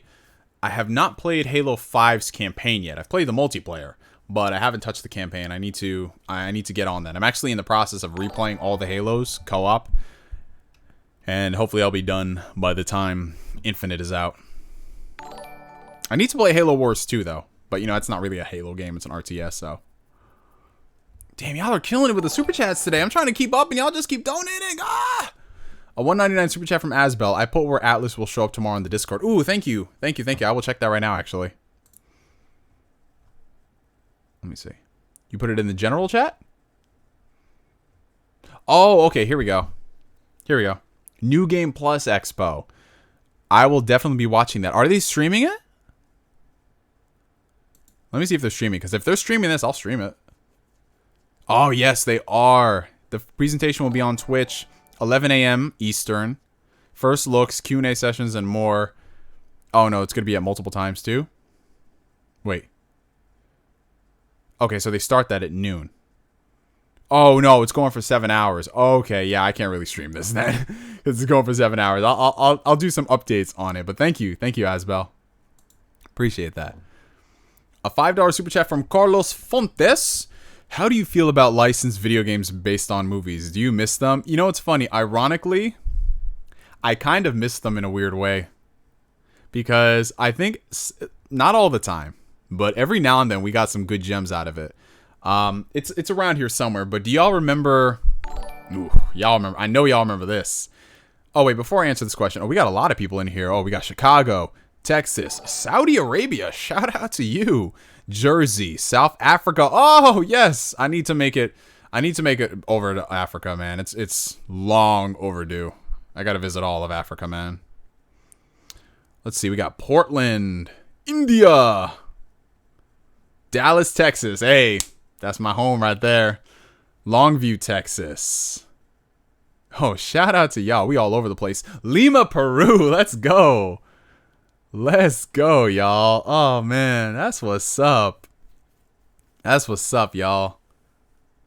Okay, so to finish up what Carlos is saying, do y'all remember X-Men Origins Wolverine, the video game? I don't know if because I played that when I was like, how old was I? 16? Yeah, and I was so surprised at the amount of blood and gore. But that game was legitimately fun. I had a lot of fun fucking shit up. And the cool part about that game is that they had like an unrated edition with all the extra gore. Oh god, that game was a lot of fun. And on some level, I do kind of miss them because every now and then we'd get a good one. But as a whole, you know, they were just shameless cash grabs, and they realized that all they have to do is just put out mobile phone ports of their movies, and that's what they do, you know? Oh, God. But I do miss how every now and then we got a good one. Like Spider-Man 2, the video game, is a movie licensed game, but it's still one of the best Spider-Man games of all time. Same thing for this. I really enjoyed the Spider-Man 3 video game, too. I know a lot of people like to hate it, but it was great. Oh, we have a $20 super chat from Colin. Any countries in Africa or the Middle East that you would like to visit? I think it's unfair that people assume that these parts of the world are automatically dangerous and unstable based on politics and the news. Well, that's the thing right there. People got to stop basing all of their opinions on what the news or what any type of politician tells you, because they're going to tell you what they want to tell you. But if you go to like certain, like, okay, for example, right? I live in New York, right? I've been to all the 5 boroughs. Yet I go online and I see people who in travel groups talk about New York, and they would talk about the quote unquote dangerous parts of New York. They would always say, oh, don't go to Brooklyn. Brooklyn's dangerous. And I'm just sitting here like, wow. It's because for the people who don't live there, their view of the world is so narrow to what they've been spoon fed. There have been people online who say, don't go to Brooklyn, don't go to Queens, because they're dangerous. Anywhere you go, there's going to be a dangerous portion of it. I don't care where you live. So it's just bullshit. Like Africa, for example, when people, like, for example, I'm Ethiopian. For those who aren't aware, I know this is new information, but I'm Ethiopian, right? Parents born and raised in Ethiopia. Ethiopia has been the poster child for legit Africa and people starving kids and just all this crazy stuff. But if you look at Ethiopia as a place, shit is bumping over there, right? So I would love to visit any country in Africa just to experience it and just expanding my viewpoint on things. And the same thing for the Middle East as well. You know, I don't have specific countries I want to visit. I just want to visit them all, as cliche as that sounds, you know, because man, life is too short to be just saying like, oh, this world is evil because of what CNN or this politician said. You know what I'm saying, man? Oh, I played Spider-Man 3 on the PS3, and I think I borrowed my friend's PSP version. You should visit Turkey. All right, then. Ethiopian food is bomb as fuck, and we got a $2 super chat from Matthew Dominguez. Yes, Ethiopian food. This man said hashtag Xbox gang. I'm dead. Ethiopian food. Listen, if y'all... Okay, here's the thing. There aren't a lot of Ethiopian spots out there. But if you can find one, definitely try it out, because Ethiopian food is the shit. The only problem is... Alright, listen, y'all know I got love for everybody. I got love for everybody, so don't take this out of context. Don't be saying Neo is a racist. But whenever a country's food is starting to come up, there is a tendency for certain people of a lighter complexion to want to sell that to the masses. And by them doing that, they suck the heart and the soul out of the cuisine. So just do your research when it comes to Ethiopian spots. Look at who's doing the reviews of Ethiopian spots. Like I said, I ain't a racist, but there's just a tendency to, whenever white people think something's really great, they want to bring it to the masses. And I'm not even going to say it's just white people. There's some Ethiopians who, their food, they try to sell out so they can make it more appealing to a certain people who can't handle spice. But yeah, Ethiopian food is awesome. I love it so much. We don't eat it often here in the house because it does take a while to prep and cook. But every year from Ramadan, every Friday, we have Ethiopian food. We just cook up a storm. It's awesome, man. Oof, if any of y'all live in New York, okay, listen, here we go. I'm thinking once all this stuff is situated, we might have to we can't get a whole army of people to go to this one spot, but there's this one spot if you live in New York. Exactly. Steel Quality said it's so appropriation. Yeah, that's how it is. I didn't want to say it. All right. So here's the thing. Any of y'all who live in New York or New Jersey or Connecticut and you want to get some good Ethiopian food. I'm not saying it's the top of the line, but they know what they're doing. Enough. Queen of Sheba. It's not too far away from Times Square in New York. That's a good spot if you want to get some Ethiopian food. Like legit Ethiopian food. And there's a couple other places in DC and in Atlanta, but I've had mixed things when I go to Atlanta for Ethiopian food because they cater to, So what I'm honestly thinking about doing is I'm thinking once all this is situated, once all this blows over, because I really do miss hanging out with y'all. We haven't done any conventions in a long time and we haven't done meetups, which sucks. But I'm thinking once this is situated, we all try to organize some type of a gathering. I don't know how this is going to work because there's a lot of y'all. But I'm thinking we do some type of big meetup, where we just go to the city. Maybe we hit, for some who are over the age of 21, which I think is a lot of you, we just go hit up the bars and we go, I don't know, we just have a day in the city. We gonna have a whole army of people behind us. We're going to take over the damn state. But I'm thinking we just do that. We all get together. We chill. We have a few drinks. Maybe we hit up they got some good arcades in New York. I'm not talking like Dave & Buster's, but some good barcades. And I think that'd be great. We can explore Koreatown. We can go to Korea Way. I'm sorry, and then Chinatown. And Neo Fest. That's what it's gonna be called. We worldwide, baby. We worldwide. I think that'd be fun. I like Neo Fest, or maybe Spark Fest. Oh god. But I'm thinking that'd be fun. Any of y'all be down for some type of crazy meetup, man? I think that should be great. All right, so we have a 279 super chat from JPTSAG. Halo 3 is the best game for its time. Yo, Halo 3 honestly is one of those games that if you didn't play it within the time period it came out, like that generation, I feel like you missed out on so much. I'm not saying, it was the greatest game in the sense that if you didn't play it, you're not a gamer, but just the amount of fun you had on Halo. This is before the days of Call of Duty getting really big and Fortnite and all those things. Halo 3 was that game where you would squad up with people and so much fun. Ooh, a $2 super chat from Yeetman143. Who do you think is going to win next gen? It's going to come down to who's got the best games. It's always going to come down to the games, guys. Consoles are great for features, but if they don't have the games, it's kind of a moot point, unfortunately. But shout out to everybody in the chat. We just broke 170. Well, we broke it a while ago, but we're at 171 viewers. Shout out to y'all. All right. Ooh, whoa. Yeah, Gabe definitely. But I'm thinking, if anything, well, I do have a Discord. So for those who are wondering about the Discord, and JD, you were kind of right. I should have pimped the Discord. I do have a Discord. It's down below in the video description. If you guys want to check it out, I'll pimp this out again. Here's my Discord. This is it. This is the Phantom Weirdos server. Like I said, this is literally the place to come if you just want to hang out, man. We're just a very welcome, inclusive is the popular word to use now, where we just come and we have fun and everybody is accepted, man. We just literally we sit here and vibe. That's what we do. We vibe, we send memes, and we have a good time. Well, what does this mention? Like, for example, Gabe set up all of these bots for the channel, and it just tweets out whenever we're doing, I say tweets. This is when you too much social media, y'all. It posts whenever I'm live or we have a video, and then we have a server just for all the game deals, you know? You know, if you're looking for the next great game to play, well, here it is on sale, so you can't lose out too much.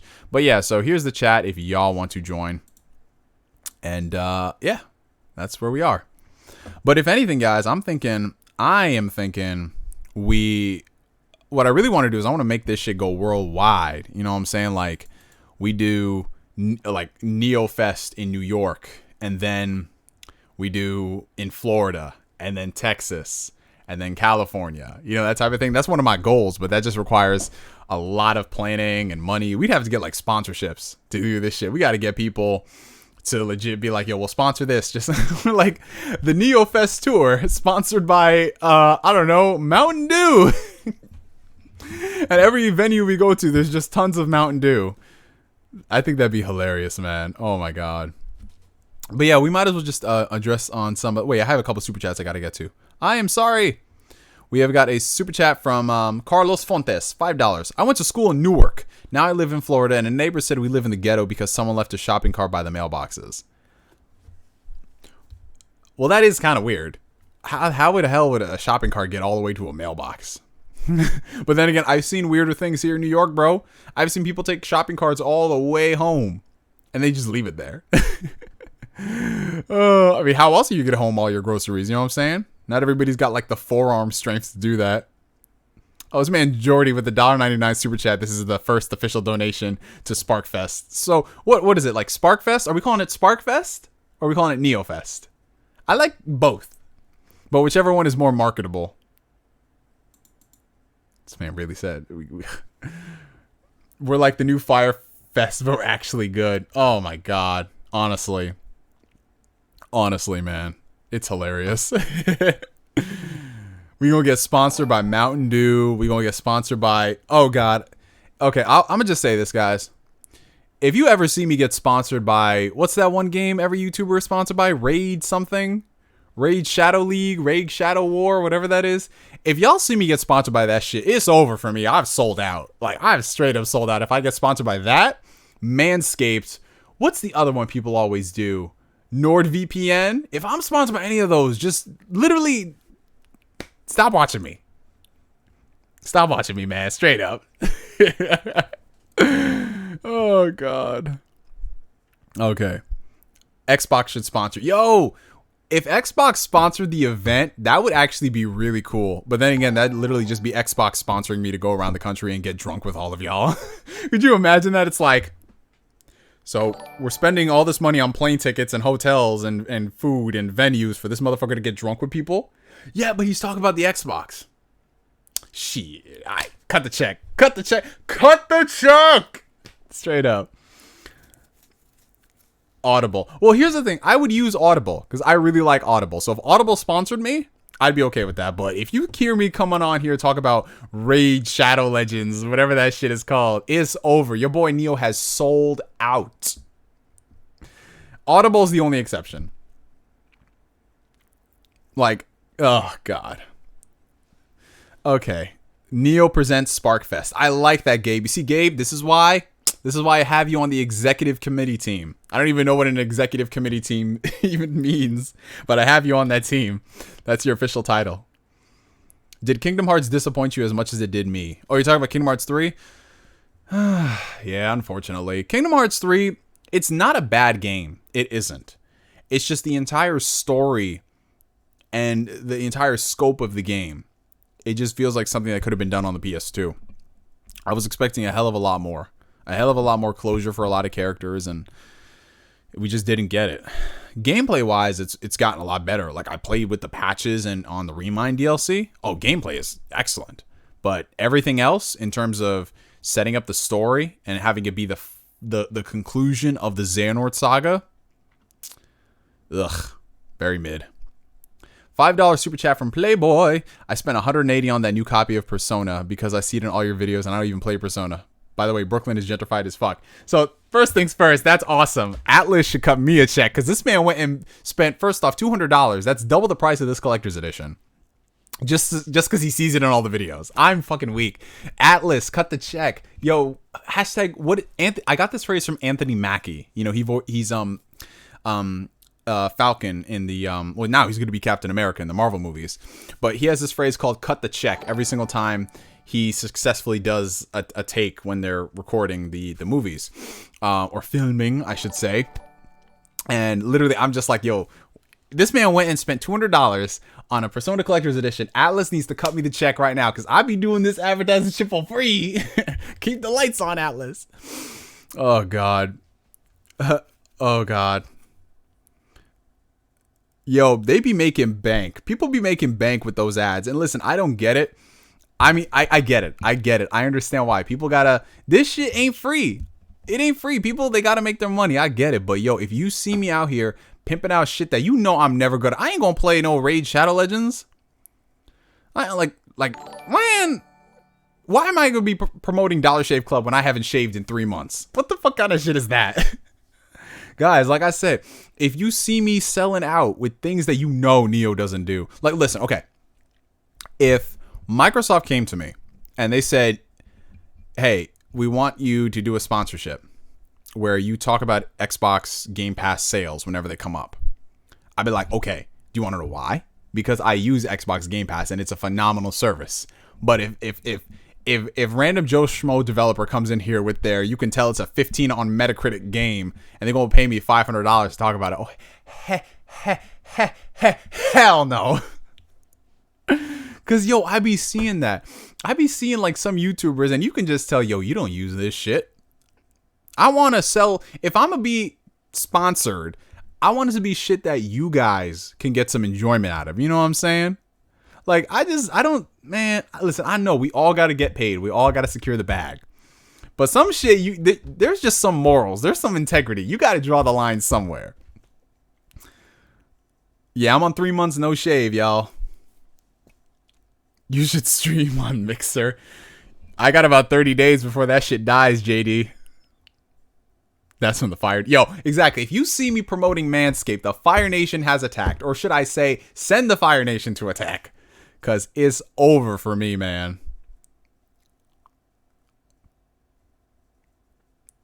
If you see me promoting HelloFresh and Blue Apron and all that shit... How am I going to fit that into my channel? I'm just going to be like, yeah, we're talking about these gaming specs, but you want to know something that's actually really cool? So we're talking about all these Terra flippity flops, but have you guys ever flipped your steak when you're cooking it on there? You know, Blue Apron sent me out this package, and it's actually really cool because the meats are grass-fed, and when you're cooking it, you can actually see it sear. So, you know, you get it to that nice perfection. You know, it just oozes so much good stuff. And it's kind of like how with these new consoles, they're going to have ray tracing, all these great features. Anyway, check the link down below and use my code NGS for 15% off Blue Apron. I think you guys might really enjoy it. What kind of dumb shit is that? Actually, I think that was honestly a pretty good way to segment into Blue Apron. Now that I think about it, holy shit. Oh, God. We've just gone off on all tangents. That's honestly, Sai, that is how they sound. That is how they sound. And listen, we all gotta secure the bag. I get it. But yo, y'all gotta be genuine with that shit, man. Oh, God. I'm so sorry. You guys are asking questions. I know for a lot of the new viewers, they're just like, what the hell is this dude doing? Why are y'all watching him? But I go off on these tangents and these mini rants. All right, hold on. So we have a $2 super chat from Crushed Renegade. Back to Ethiopian food. I love Injetta, man. Yo, my man.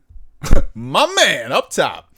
Yes, Ethiopian food is the shit. I love it so much. Ooh, some nice Doro what? Woo! What y'all know about that Doro what? What do y'all know about that Doro what? Let's go. I just love Asbel's super chat. He said, Neo, we don't sell out, we buy in.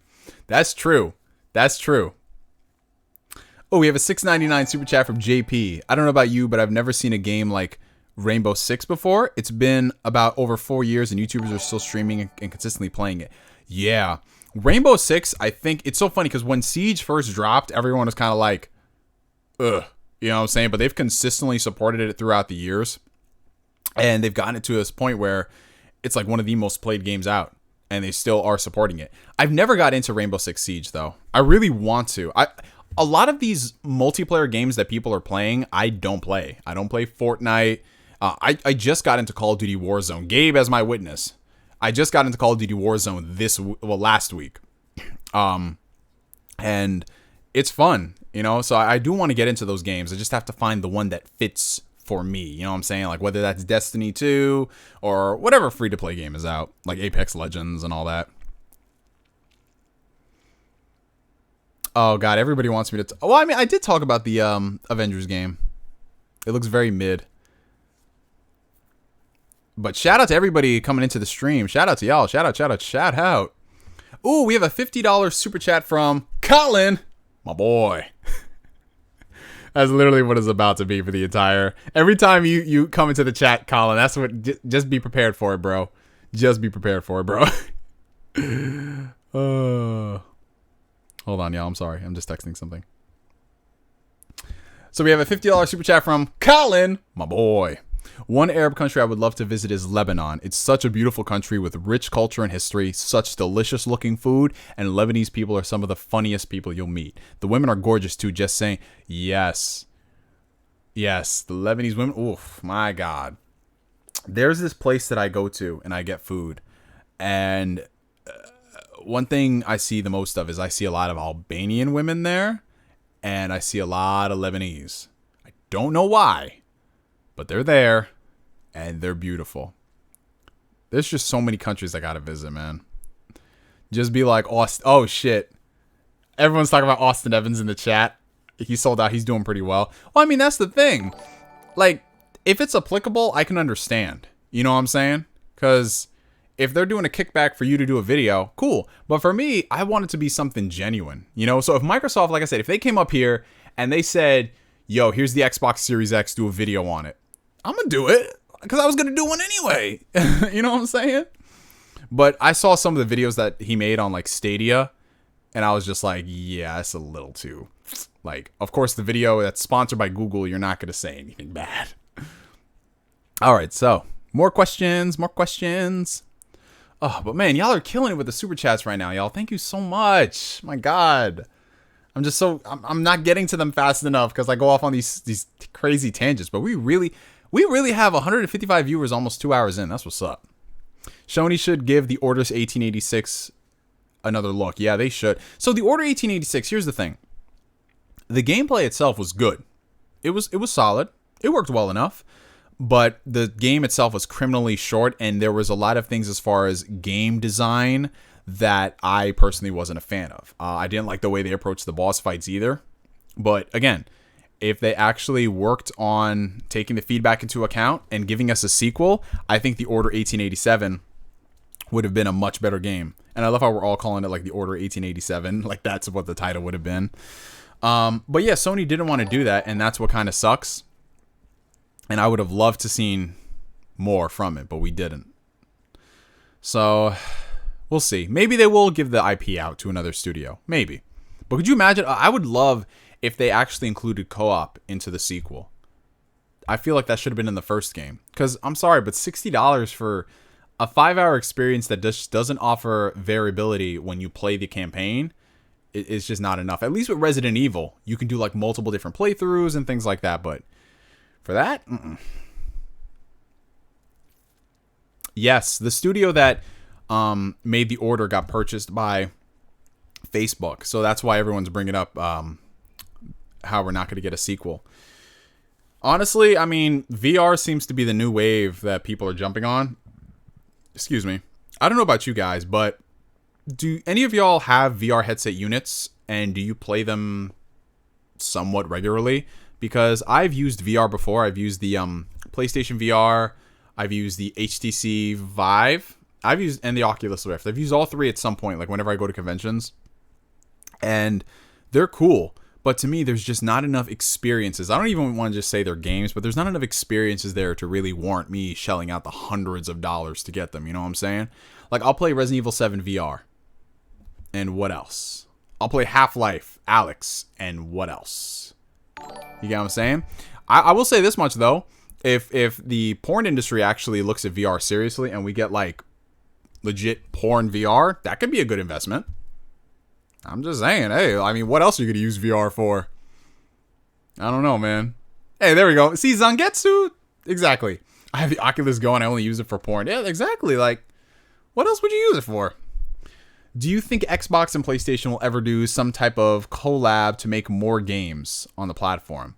Ooh, honestly, I feel like if they were to do that, that's when one of the companies is going to fold. Because even though they're Microsoft says they're not at war with Sony, which they aren't, for them to collab on something that isn't just like crossplay, I don't know. I don't know.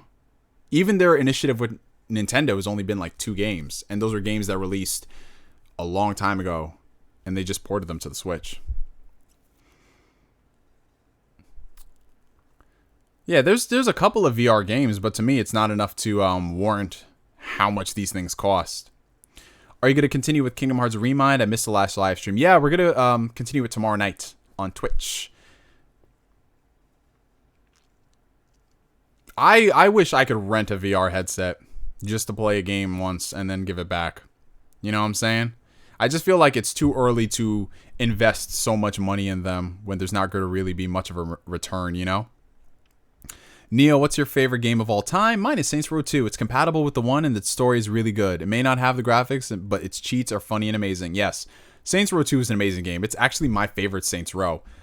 Not holding anything against 3 and 4. I think they're cool, but 2 just had that magic. It just had that perfect blend of everything. Saints Row 3 just went way too far in that weirdness. Too much for my liking.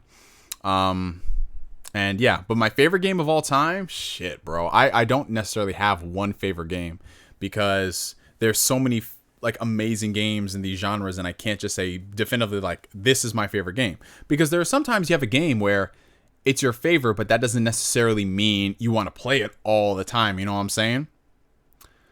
So just any of like my top favorite games, like I said, The Witcher 3, Wild Hunt, Mass Effect 2, Dragon Age Origins, The Legend of Zelda, Ocarina of Time, Majora's Mask, Xenoblade Chronicles 1. What else? What other games we got in there? I love, like when I played it back in the day, Conker's Bad Fur Day. Banjo-Kazooie. Oh my god, like so many other games, like all the Final Fantasies, just the entire series as a whole. You know what I'm saying? Like they're all great. It's just so many games, like Star Wars KOTOR. KOTOR, honestly, in my personal opinion, is like really close to a perfect game. Hey Neo, are you planning on doing Halo 3 customs on Master Chief Collection PC when it drops? If so, that'd be hella lit. Oh, you want to play some custom games? Some zombies? I might have to do that. I think it'd be great if we did like some community games on stream with a lot of people in the Discord community. I think that'd be fun. All right, so we have got a $2.79 super chat from JP. Montreal, Quebec, Canada just hits different. Ooh, Montreal, or Montreal, however you pronounce it. That's another place I do want to go to because I've only visited Niagara Falls. I know, very basic, but I have a lot of places in Canada I do want to hit up. Yes, I love Linus. I love Linus so much. Linus Tech Tips, in my opinion, is the best tech reviewer because even if he's sponsored by such and such, he'll be like, yeah, this product sucks. He's so good. I love him. Do you think it's worth getting an Xbox One X? I have a regular PS4. Do you think it's worth upgrading to the Pro? I'm not planning on buying the next gens at launch. Well, if I'm being honest, I don't... Okay, so I would recommend getting the Xbox One X over the PlayStation 4 Pro because with the One X, you're guaranteed to get not only all the back catalog of Microsoft games available, but for the next 2 years, they're going to be releasing all their first-party games on the One X. So with PlayStation, if you're getting the Pro, you're only going to be running games marginally better, and you're not going to be getting the PS5 exclusives. So if I were you, I would wait for the new consoles to come out. But if you had to pick one or the other, I would get the Xbox One X, because there's a lot of games you can play on it that aren't on PlayStation. So, you know. Ooh, $2 super chat from Crushed Renegade. Hey man, hashtag unemployment. You are welcome. Thank you, bro. Appreciate that. And okay, now I'm caught up with the super chats, y'all. $5 super chat from Yeet, man. Every time I say your name, bro, I feel like just kicking a football. Yeet. I think Xbox will be a game studio and streaming service like Sega. You know, that's what a lot of people were thinking. If Xbox, if they ever were to ditch their traditional console model, they'd become a publisher and they would publish games and they might just focus on streaming. Do I think Xbox should do virtual reality? Well, last time I checked, they were doing augmented reality, right? I don't know if they're going to incorporate that into gaming, but that's the last I heard. Love from Puerto Rico. You should visit here. We have nice beaches and good food. Oof, yes. I've been trying to go out to Puerto Rico for the longest time. Like I mentioned, y'all, this was going to be my year for going all over the world. You know, I was going to hit up Japan, Amsterdam, DR. You know, everybody keeps saying I look Dominican, but obviously with the situation happening right now, that's not going to happen for a long time. HoloLens, that's what it was. Thank you very much. But yeah, for me, I love seeing the sights when I go certain places, but I love the food. I love different kinds of food. And I went to Aruba last year in January, and the food there, the seafood in Aruba, whew, so fresh, man. So fresh. I loved it. But yeah, where have I been? I've been to a lot of parts of the US. I've been to one part of Canada. Let's see. I've been to Paris.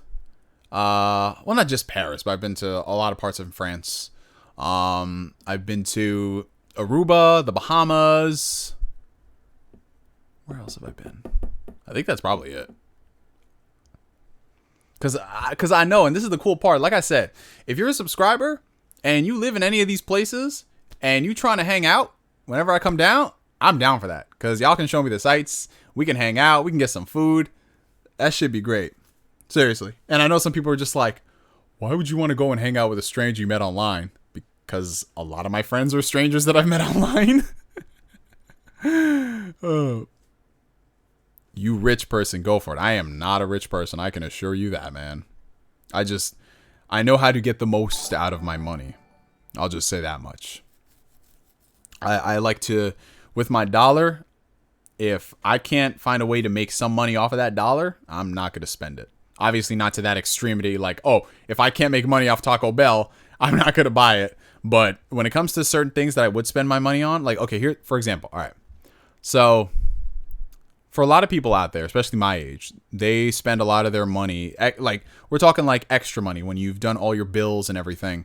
They spend it on tricking out their cars. They spend it on really fancy clothes and designer this, designer that. I don't really do that. You know, I'm very frugal when it comes to a lot of those things.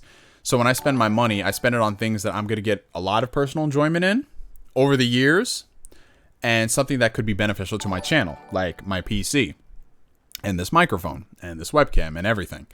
And all of those things have made me a lot more money than I initially put into it. You get what I'm saying? And I also think that it increases the quality for you guys, because if I didn't care, I could have just used my, like, oh, do I have it here? I don't think I have it here.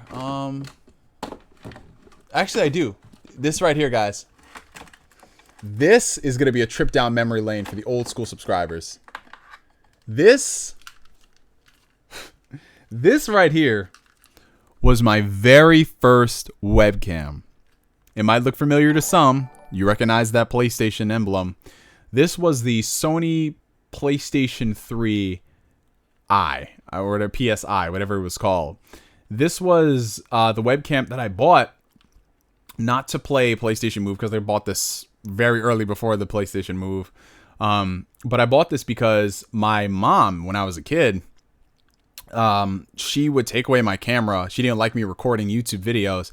So your boy had to find a way around it. And I went and I bought this webcam, which was amazing because at the time, webcams weren't really that great. This is like 2009. Okay. So I bought this webcam and it actually gave me really decent quality. I was like, what in the world?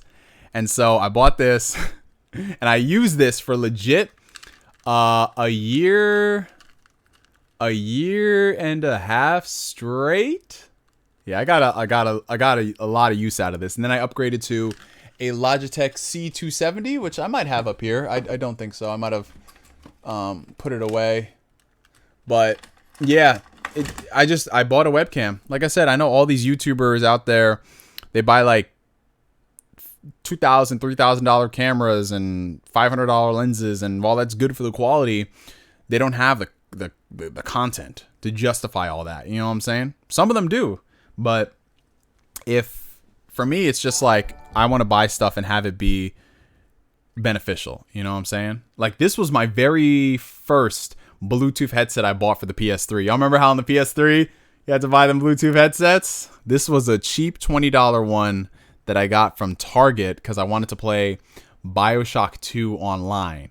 And bro, if you didn't buy a really expensive Bluetooth back in the day, you were kind of shit out of luck because they were very shitty quality. You new school gamers don't know what we had to go through. Oh god. Oh shit, the super chats are blowing up. Oh my god. Okay. So we have a $5 super chat from Naruto ST. Thank you for answering my question, Neo. I've been watching you since the first Kingdom Hearts videos. I'm glad you're still making videos. Thank you. I appreciate that. And you know, like I said to y'all, I do these videos because y'all watch them and y'all enjoy them. And that's what it's all about.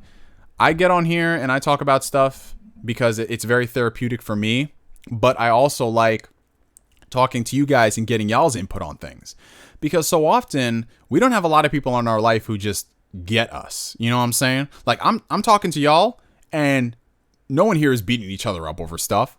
No one here is just saying, well, what did you mean by that when you said that? You get what I'm saying? Like, we're all on the same wavelength of things, and you don't get that sometimes.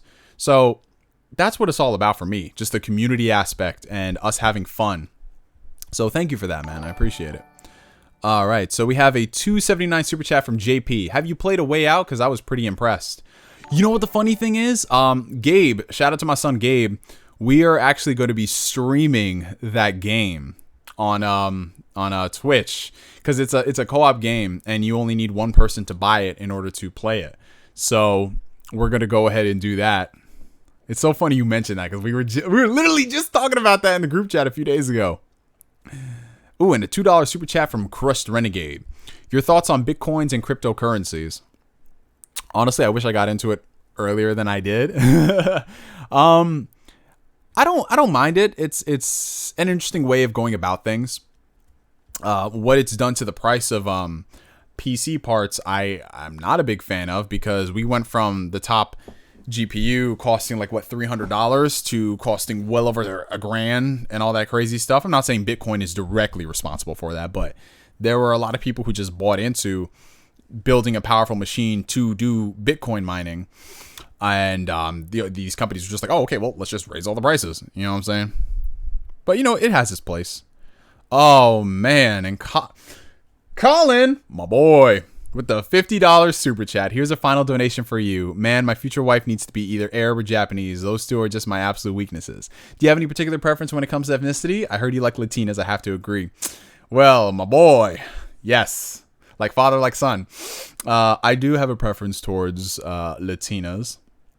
Latinas, they're just my kryptonite. They really are. I don't know. There's just something about just speaking Spanish, and I hear that, and I'm like, oh man, it just, ugh, you know what I'm saying? It just gives me the chills. So Latinas are my personal preference, but you know, I love all women of all varieties. You know, if you limit yourself just off to one, you know, I just think that you're kind of missing out on the whole world. You know what I'm saying? Because when you go by like, yo, I know we gonna get canceled for this. I just know it. But I remember when I was, what was I doing one time? I was dropping my sister off at school a few years back, and I saw for the very first time a thick Asian woman. I'm talking like Japanese. I'm talking like thick, like legit. She had a nice body and everything. It was like a rare Pokemon sighting, man. I was just stunned. I was like, what is this? What is this? What is this? You know? So for me, it's just hey, if you like, I mean, I have some preferences. Like, I like my women who have just a little bit of meat on them. Nothing against women who are skinny, but I do need to grab something. So I do like women who are like that. Pretty smile, cute face. But my standards aren't unrealistic. Like, there are some dudes who are just like, yeah, she's got to be like fit and she's got to be this amount of weight and she can't do this. I'm like, bro, shut the fuck up. Shut the fuck up. You know what I'm saying? Like, provided she takes care of herself, I'm perfectly fine with that. You know what I'm saying? You can't be out. I'm just being honest. I'm 6'4". I'm 200 plus pounds. You can't be weighing more than me and you're half my height. Oh, hell no. Oh, hell no. But Colin, my boy, thank you. I appreciate that. We got a $2 super chat from Yeet Man. What studio should Sony get? Honestly, I don't really think Sony should buy any studios. They should just cultivate the ones that they have. And if a studio comes along and they really want to work with Sony, then more power to them. But PlayStation is perfectly fine with not having to buy every studio that they work with, It's just got to fit the mold of the PlayStation ecosystem. And just like that, we are caught up with the super chats, y'all. Oh my God. I need to go lie down. Y'all are killing me here, but I really do appreciate that. Jesus. Okay. But, all right, Nostalgia Trip. Take care, brother. Okay. A couple questions. Let's go. All right. Neo, what are your thoughts on WB selling their gaming division?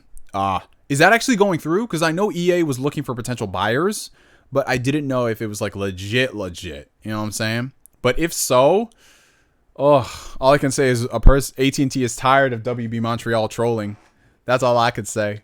But I saw that EA was potentially one of the buyers, which I'm just like, oh, hell no.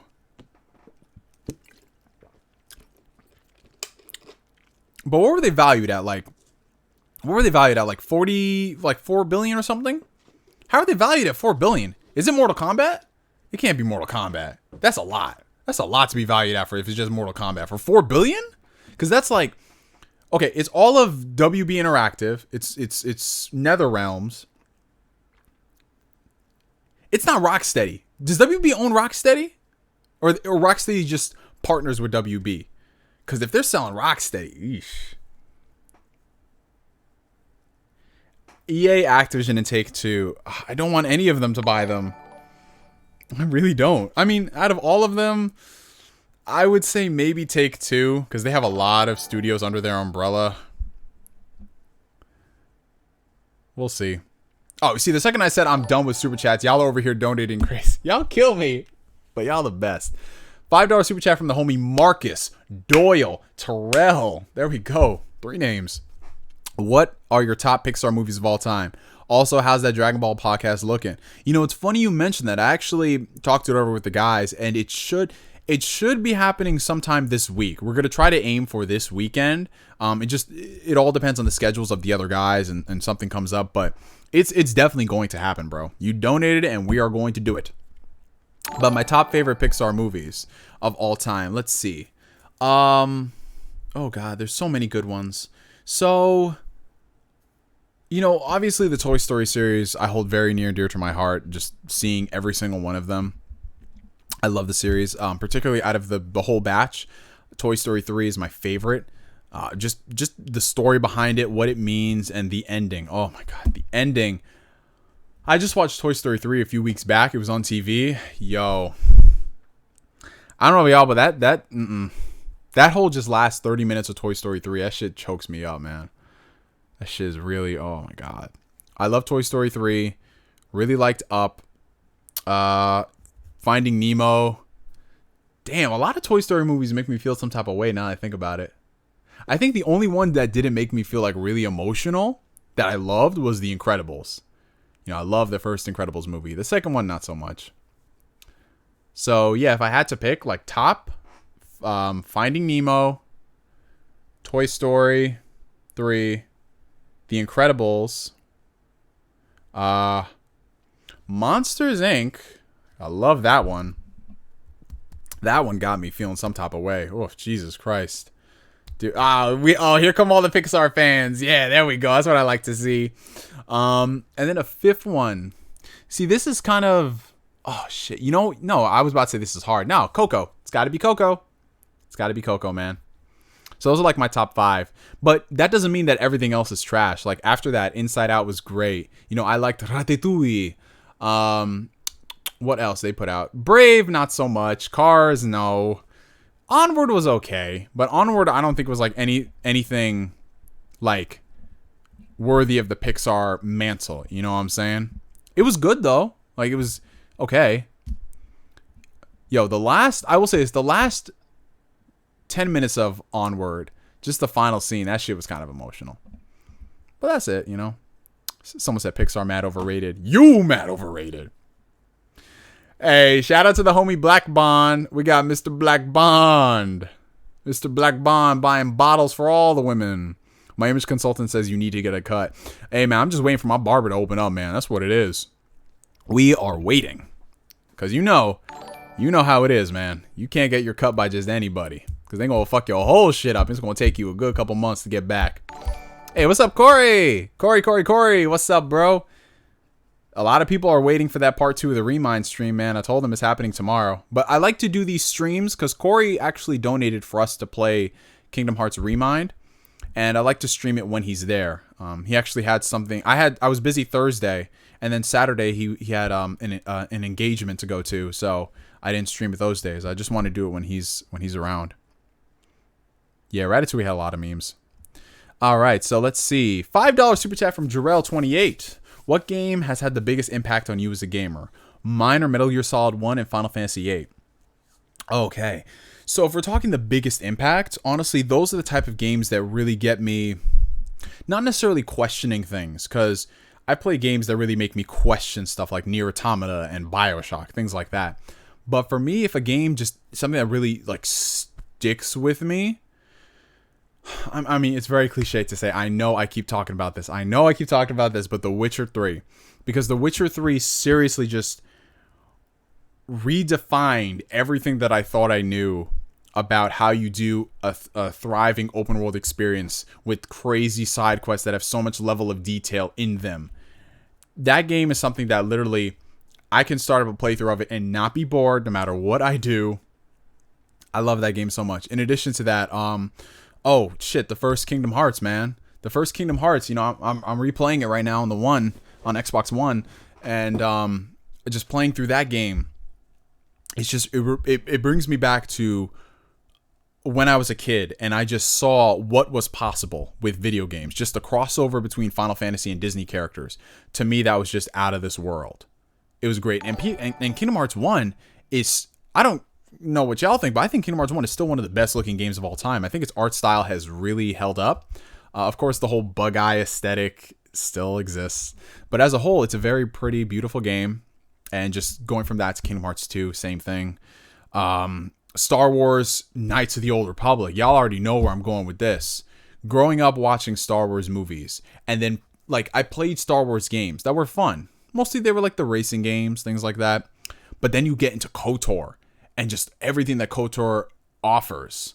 Like, I didn't fully appreciate it as much as, like, I do now when I was a kid. When a kid, I played it, you know? It was on Xbox, cool.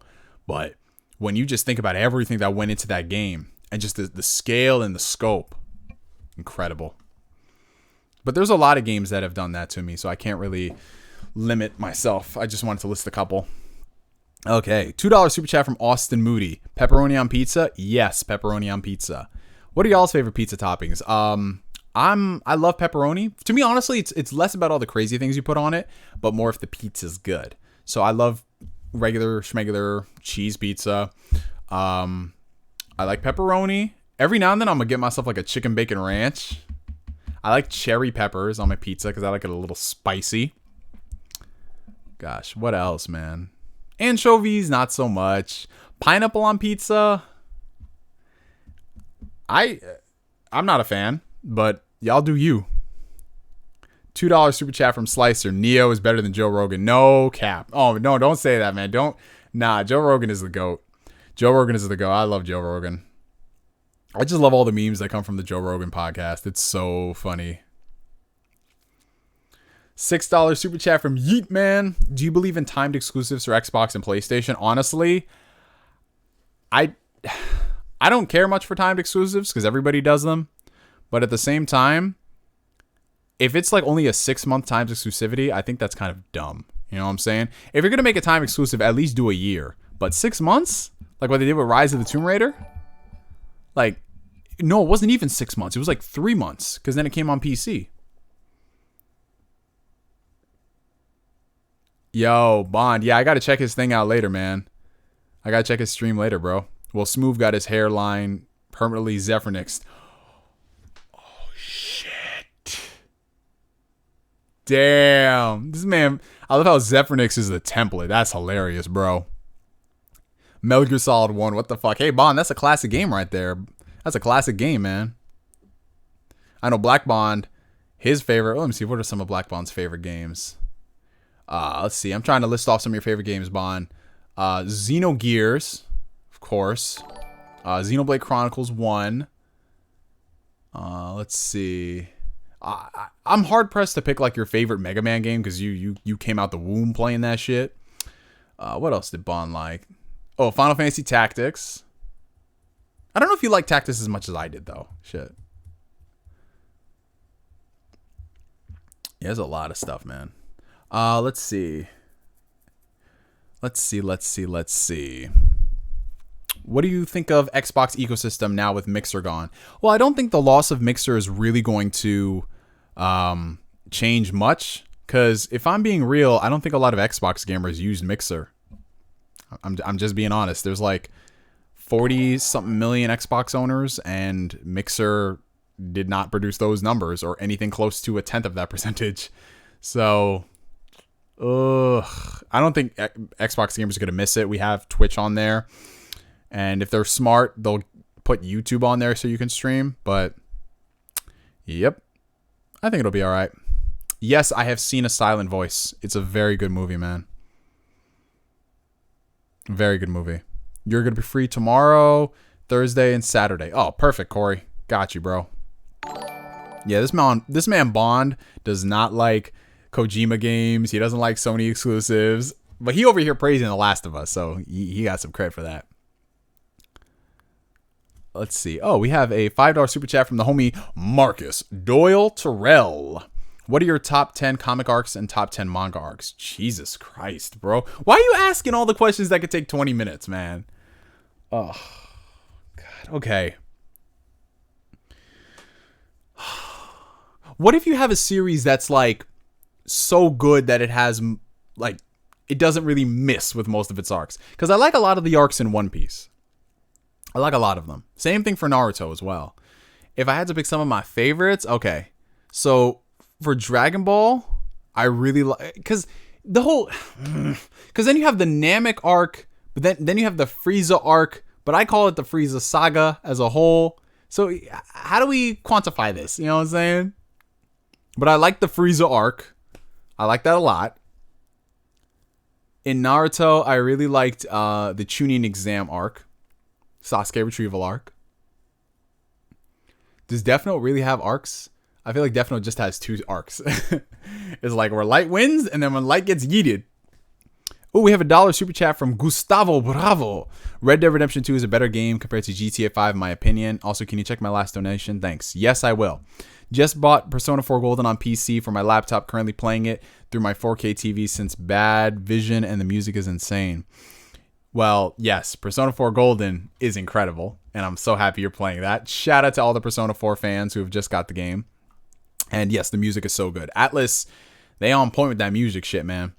But yeah, the thing with Red Dead is I'm noticing, like I said, the visuals and the attention to detail for Red Dead Redemption are absolutely incredible. Like, absolutely insane. Like, I remember I was playing yesterday, and my horse fell into some mud. Like, it actually fell in the mud. And I got up, and there was still, like, mud residue on my horse as I kept galloping away. And since I fell in the mud, too, with my horse, there was mud smeared on my face. And it stayed there until I went and I washed my face in some water. Like, the attention to detail in Red Dead is really, really, really good.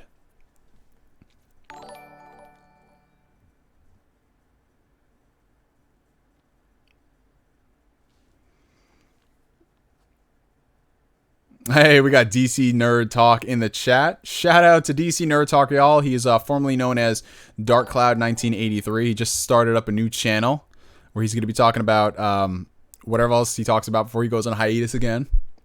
Well, that's my brother right there. Light bright brother. That's how it is. No, we didn't finish Remind. We're doing that tomorrow. Well, let's see. Some more questions. Naruto is the one with the Dragon Balls? Yes, that is Naruto. It's your light-skinned blood brother. I love how Dark Cloud was on the Final Dash account, and then he switched to his regular. That's definitely a Dark Cloud boomer thing to do.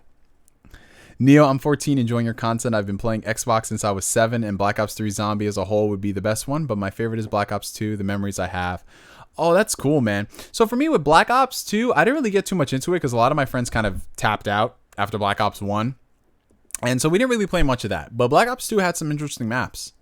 And I played some of them on Part 3. He's here permanently. That's true. That's true. All right. Yeah, Marineford arc was great. Yo, the Chimera Ant arc from Hunter x Hunter? What? That shit was amazing. Oh, man. Do you think the mainline Persona games should come to Xbox? Yes, I would love them to come to Xbox and Switch and PC. Put them everywhere. The Witcher 3 kind of ruined other games. Yo, honestly, it did. The Witcher 3 just came out and fucking murdered every other open world game that has side quests. Like, even the worst side quests in The Witcher 3 are still better than the best side quests in like any Ubisoft game.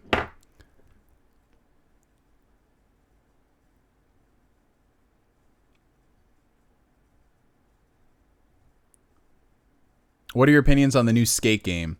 I'm excited for it. It's very early in development as we've seen, so that's why I didn't show anything. But I'm happy that we, the internet, have willed Skate 4 or whatever they're going to title it into existence. I'm happy. I'm so happy because we need more skateboarding games.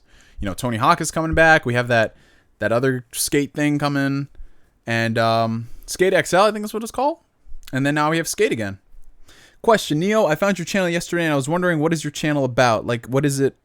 Like, is it about what is going on in the game community or reviewing games? Honestly, Andrew, my channel, as anyone could tell you, I talk about anything that comes into this noggin, literally. So I'll get on here, I'll talk about some Kingdom Hearts, and then I'll talk about some Blu-rays I picked up. I'll talk about some gaming news, and then I'll just get on here and talk about some random shit. So it's literally whatever I feel like talking about. I don't really like to box myself in a particular type of way. A lot of people now associate me with gaming because I do more gaming topics. But I don't think really much has changed, you know what I'm saying? I'm still the same old Neo. What do you think of Michael Keaton returning as Batman? Oh, God. So for those who are unaware, there's this rumor floating around that Michael Keaton is in talks to reprise his role as Batman in the Ezra Miller Flash movie. This comes on the heels of Jeffrey Dean Morgan, his version of Batman, potentially showing up in that movie. So everything is all over the place right now. And mind you, this was a movie that was supposed to come out 2 years ago. So I have no opinion on it. I'm just literally going to wait until we start seeing that this movie is actually being worked on. Like when they start setting a filming date and it actually starts rolling. I don't believe it exists, you know what I'm saying? But I think it'd be very cool if they have a different version of Batman. But at the same time, why are you doing that? So you trying to like mix the worlds together? Is that what it is? Because I know they're trying to go for like a Flashpoint sort of thing. But again, the DC universe just makes no sense right now. They're just throwing everything and seeing what sticks, you know? They don't have like a cohesive universe plan. They want to do standalone movies. Then they want to do standalone movies with characters that have already existed in the DCU, but they're different interpretations. Now they want to do all this Elseworld stuff, and then now they want to mesh all this. It's a mess. So all I hope is they just have good movies. That's it. That's all I can say, man. RoboCop or Terminator to have a game? Ooh. Honestly, I would love a really good Terminator to be done, but at the same time, Terminator, there's only two Terminator movies in my eyes. There's only two. So how much more of the story could they really expand on without it becoming convoluted, you know? What are your favorite Game Pass games? Ooh. All right. So favorite Game Pass games. The Ori games. Devil May Cry 5. All the Kingdom Hearts games. Red Dead Redemption. What else is on there? I'm really liking Gears 5. It's a much better game than Gears 4. Shoot, they have a lot of stuff on there. But they have a lot of Game Pass games that I've already played on PlayStation. So I don't know if I can really count that. You know what I'm saying? Are you going to play Duke Nukem 3D? I don't think so. Favorite Street Fighter game? It's going to be Third Strike. That's like the only Street Fighter game I legitimately put a lot of time into. And I had that on the PSP, so that's the reason why. Can we will Dead Space into existence? Shoot, I don't know, bro. But then again, if it's EA, maybe. Maybe, man, maybe. Love the Pro Controller. 2 first impressions. I'll be buying it for my Series X, although I'm not sure it'll be 100% compatible. It is going to be 100% compatible. You don't have to worry about that. Can we will 2D Tales localizations and Sengoku Basara localizations into existence? I wish. But honestly, Asbel, the fact that we were just constantly on Bandai Namco's case for years about Tales is why they brought those games over. So we just got to keep it up. I don't necessarily think we'll get all the older games, but anything is possible. Hey, Neo, do you watch Rich of Review Tech USA? Yes, I do. I do watch Rich of Review Tech USA. Has he paid Big Cheese his money? I have no idea. There's so many crazy memes about Review Tech USA. It's out of control. Every other video I see, he's like deep throating a cucumber. He's naked, and I'm like, yo, what the fuck? Oh man, that boy wild, bro. I have not played Elder Scrolls Blades for the Switch. Hey Neo, be careful. J Mega Games gonna come for you talking about Ubisoft. Oh, Pyro. The less said about Pyro, the better. The less said about Pyro, the better. If you know, you know. What do you think about Cyberpunk 2077's comics? I think it's good. I mean, they're expanding the world and the lore. So it's nice. I don't really have much to say on it. I haven't read it yet. What are the kind of games you like to play? I like to play everything, honestly. You know? My favorite genre is JRPGs. And it's honestly the worst genre for me because those games take like minimum 50 hours. It's honestly the worst part about it. Like some of my favorite games is genre JRPGs and they're all like fucking long as hell. But I love JRPGs. I like my hack and slash games. I like some shooters occasionally. And then I like some platformers. Honestly, I will say this. There's one genre I don't play a lot of, and those are puzzles. I don't play a lot of puzzle solvers. I don't really do that too much. Like, I don't play, like... I used to play them, but not so much anymore, you know? Like, Tetris 99, I downloaded it on the Switch. I played a little bit, but that was it.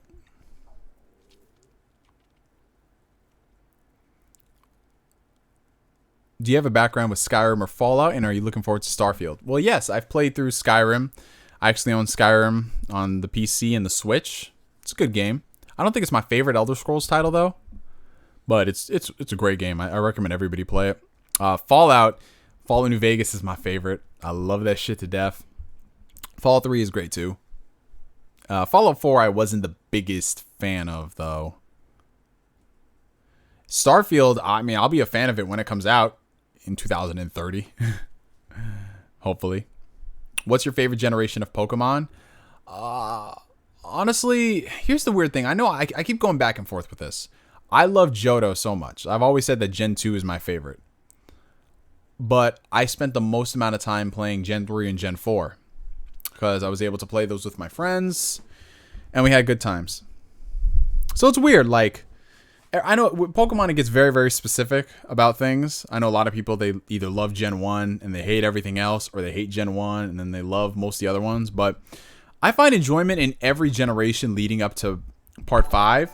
When you start getting into Part 6 and beyond, that's when I kind of tapped out. Like, Pokemon X and Y, I wasn't really that region I wasn't attached to.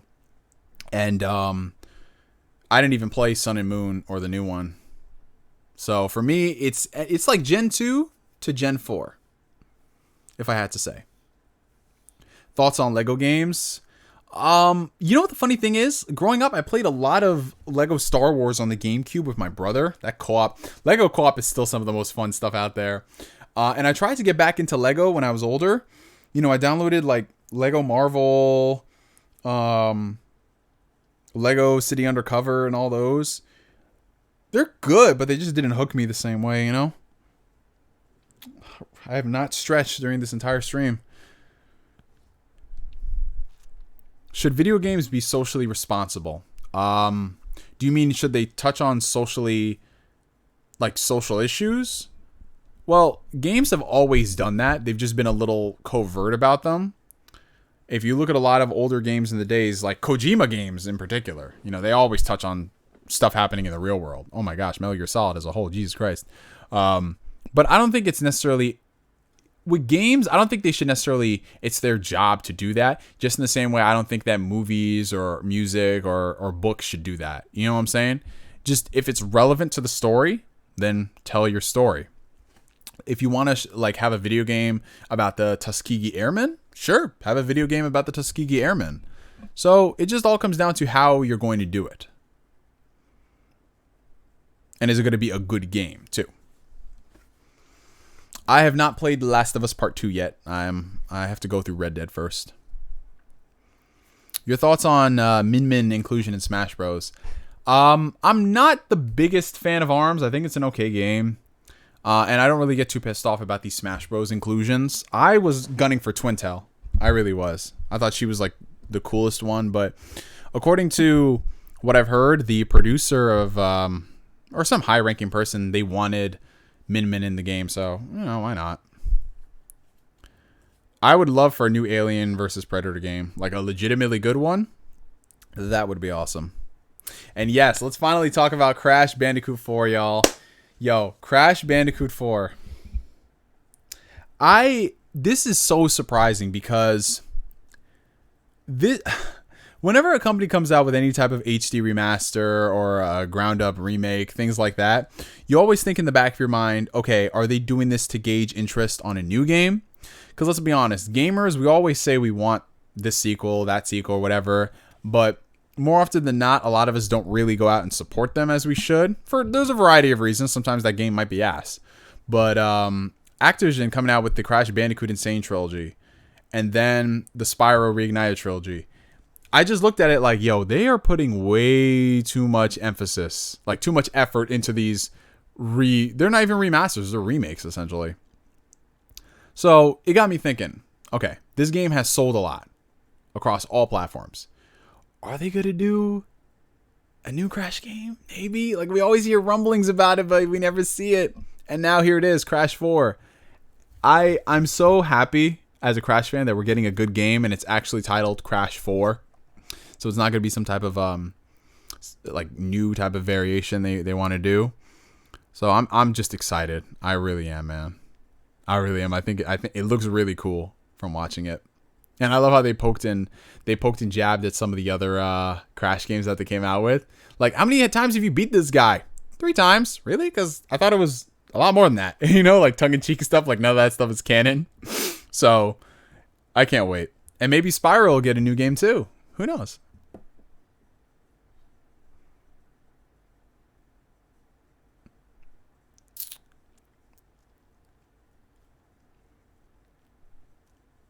Yeah, Twin Sanity, out of all the other games they came out with, Twin Sanity was a really good one. I'll say this much, though. I didn't like a lot of the Spyro games that came out after the initial 3. There was one that I rented. Was it, it had like Spyro. He looked not badass, but he looked like edgy. Hold on, let me see what it was. Spyro. I don't even know if this game was necessarily good, though. Spyro... Enter the Dragonfly. That's what it was. I remember renting this game and liking it. But remember, it was so long ago, you know? Enter the Dragonfly. I remember that, man. Remember that game? Thundercats or He-Man to have a game? Both. Let's get both action. Yeah, Twin Sanity, I actually read a lot of behind the scenes reports about that. It reminds me a lot of Dragon Ball Z Budokai 3. Y'all, I think some of y'all know this, but Budokai 3 had a lot of extra content in the game that was cut. Because, these games have an annual development cycle. And there was a lot of stuff that they were going to do. There was going to be like new characters, expanded modes, everything. And then they just didn't have the time to do it. So if anything, I wish that they would go back and actually re-release that version of Budokai 3. Because Budokai 3 was going to be a very ambitious game. I mean, it is very ambitious as itself.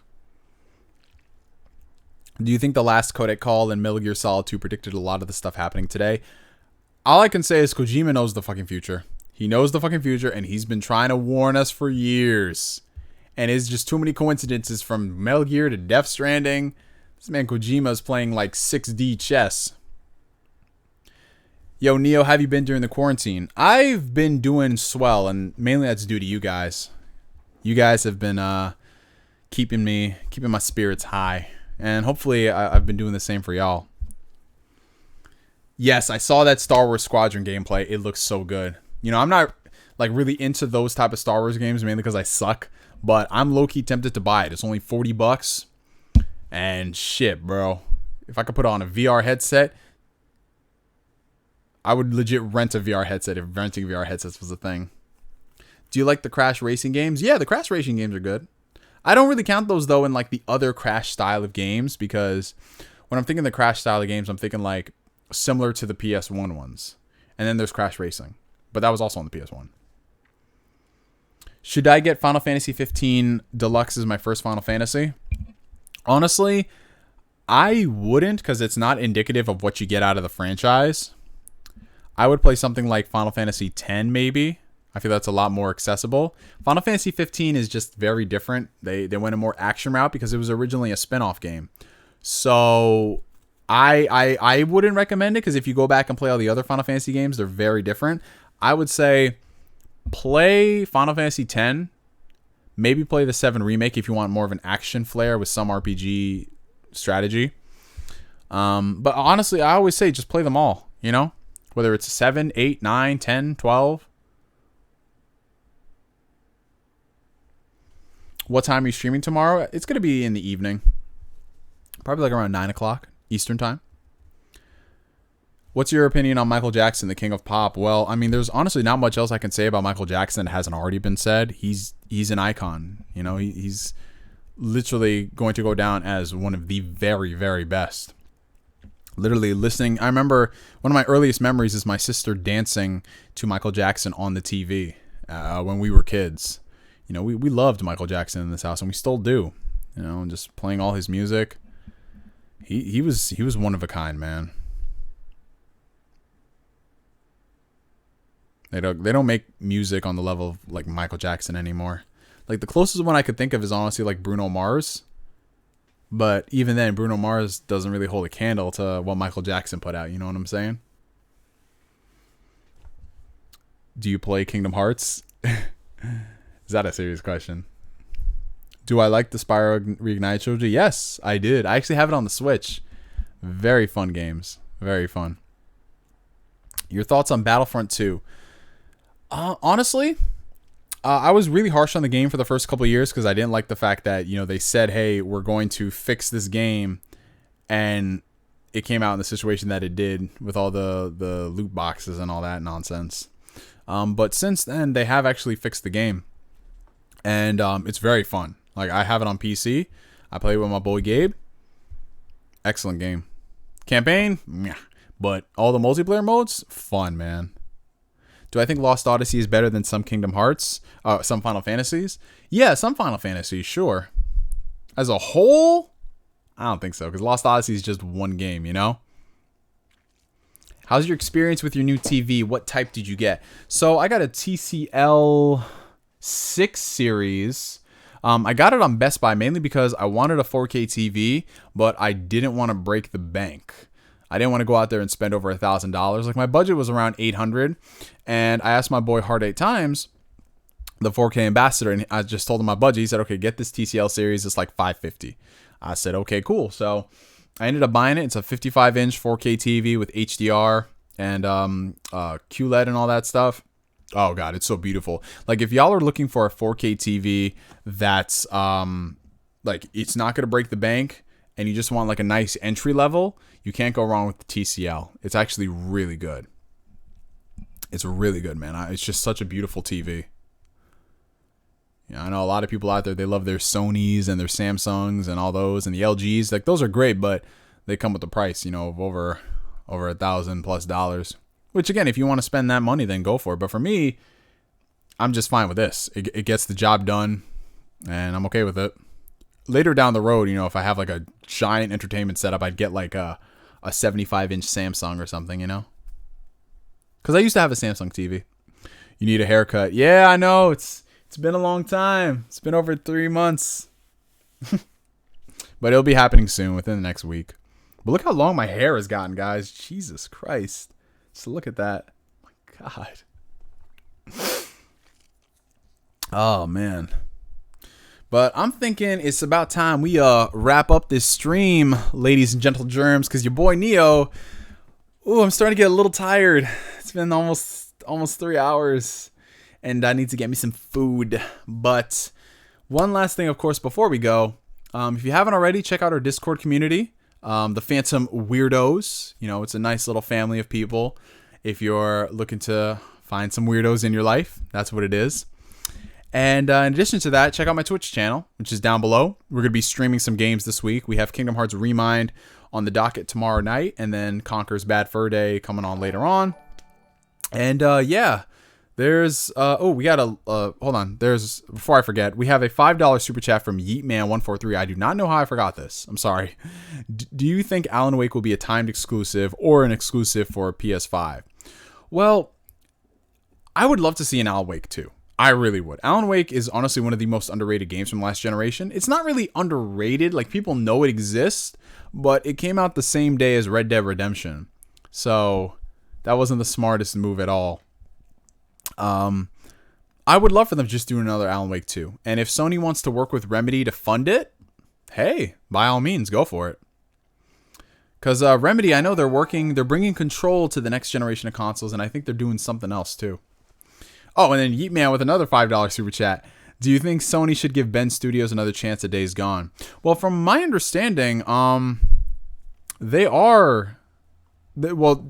has been fixing and updating Days Gone. So yeah, you mean like a sequel? Oh yeah, definitely. Honestly, I think what they've crafted with Days Gone, it's sold a good amount.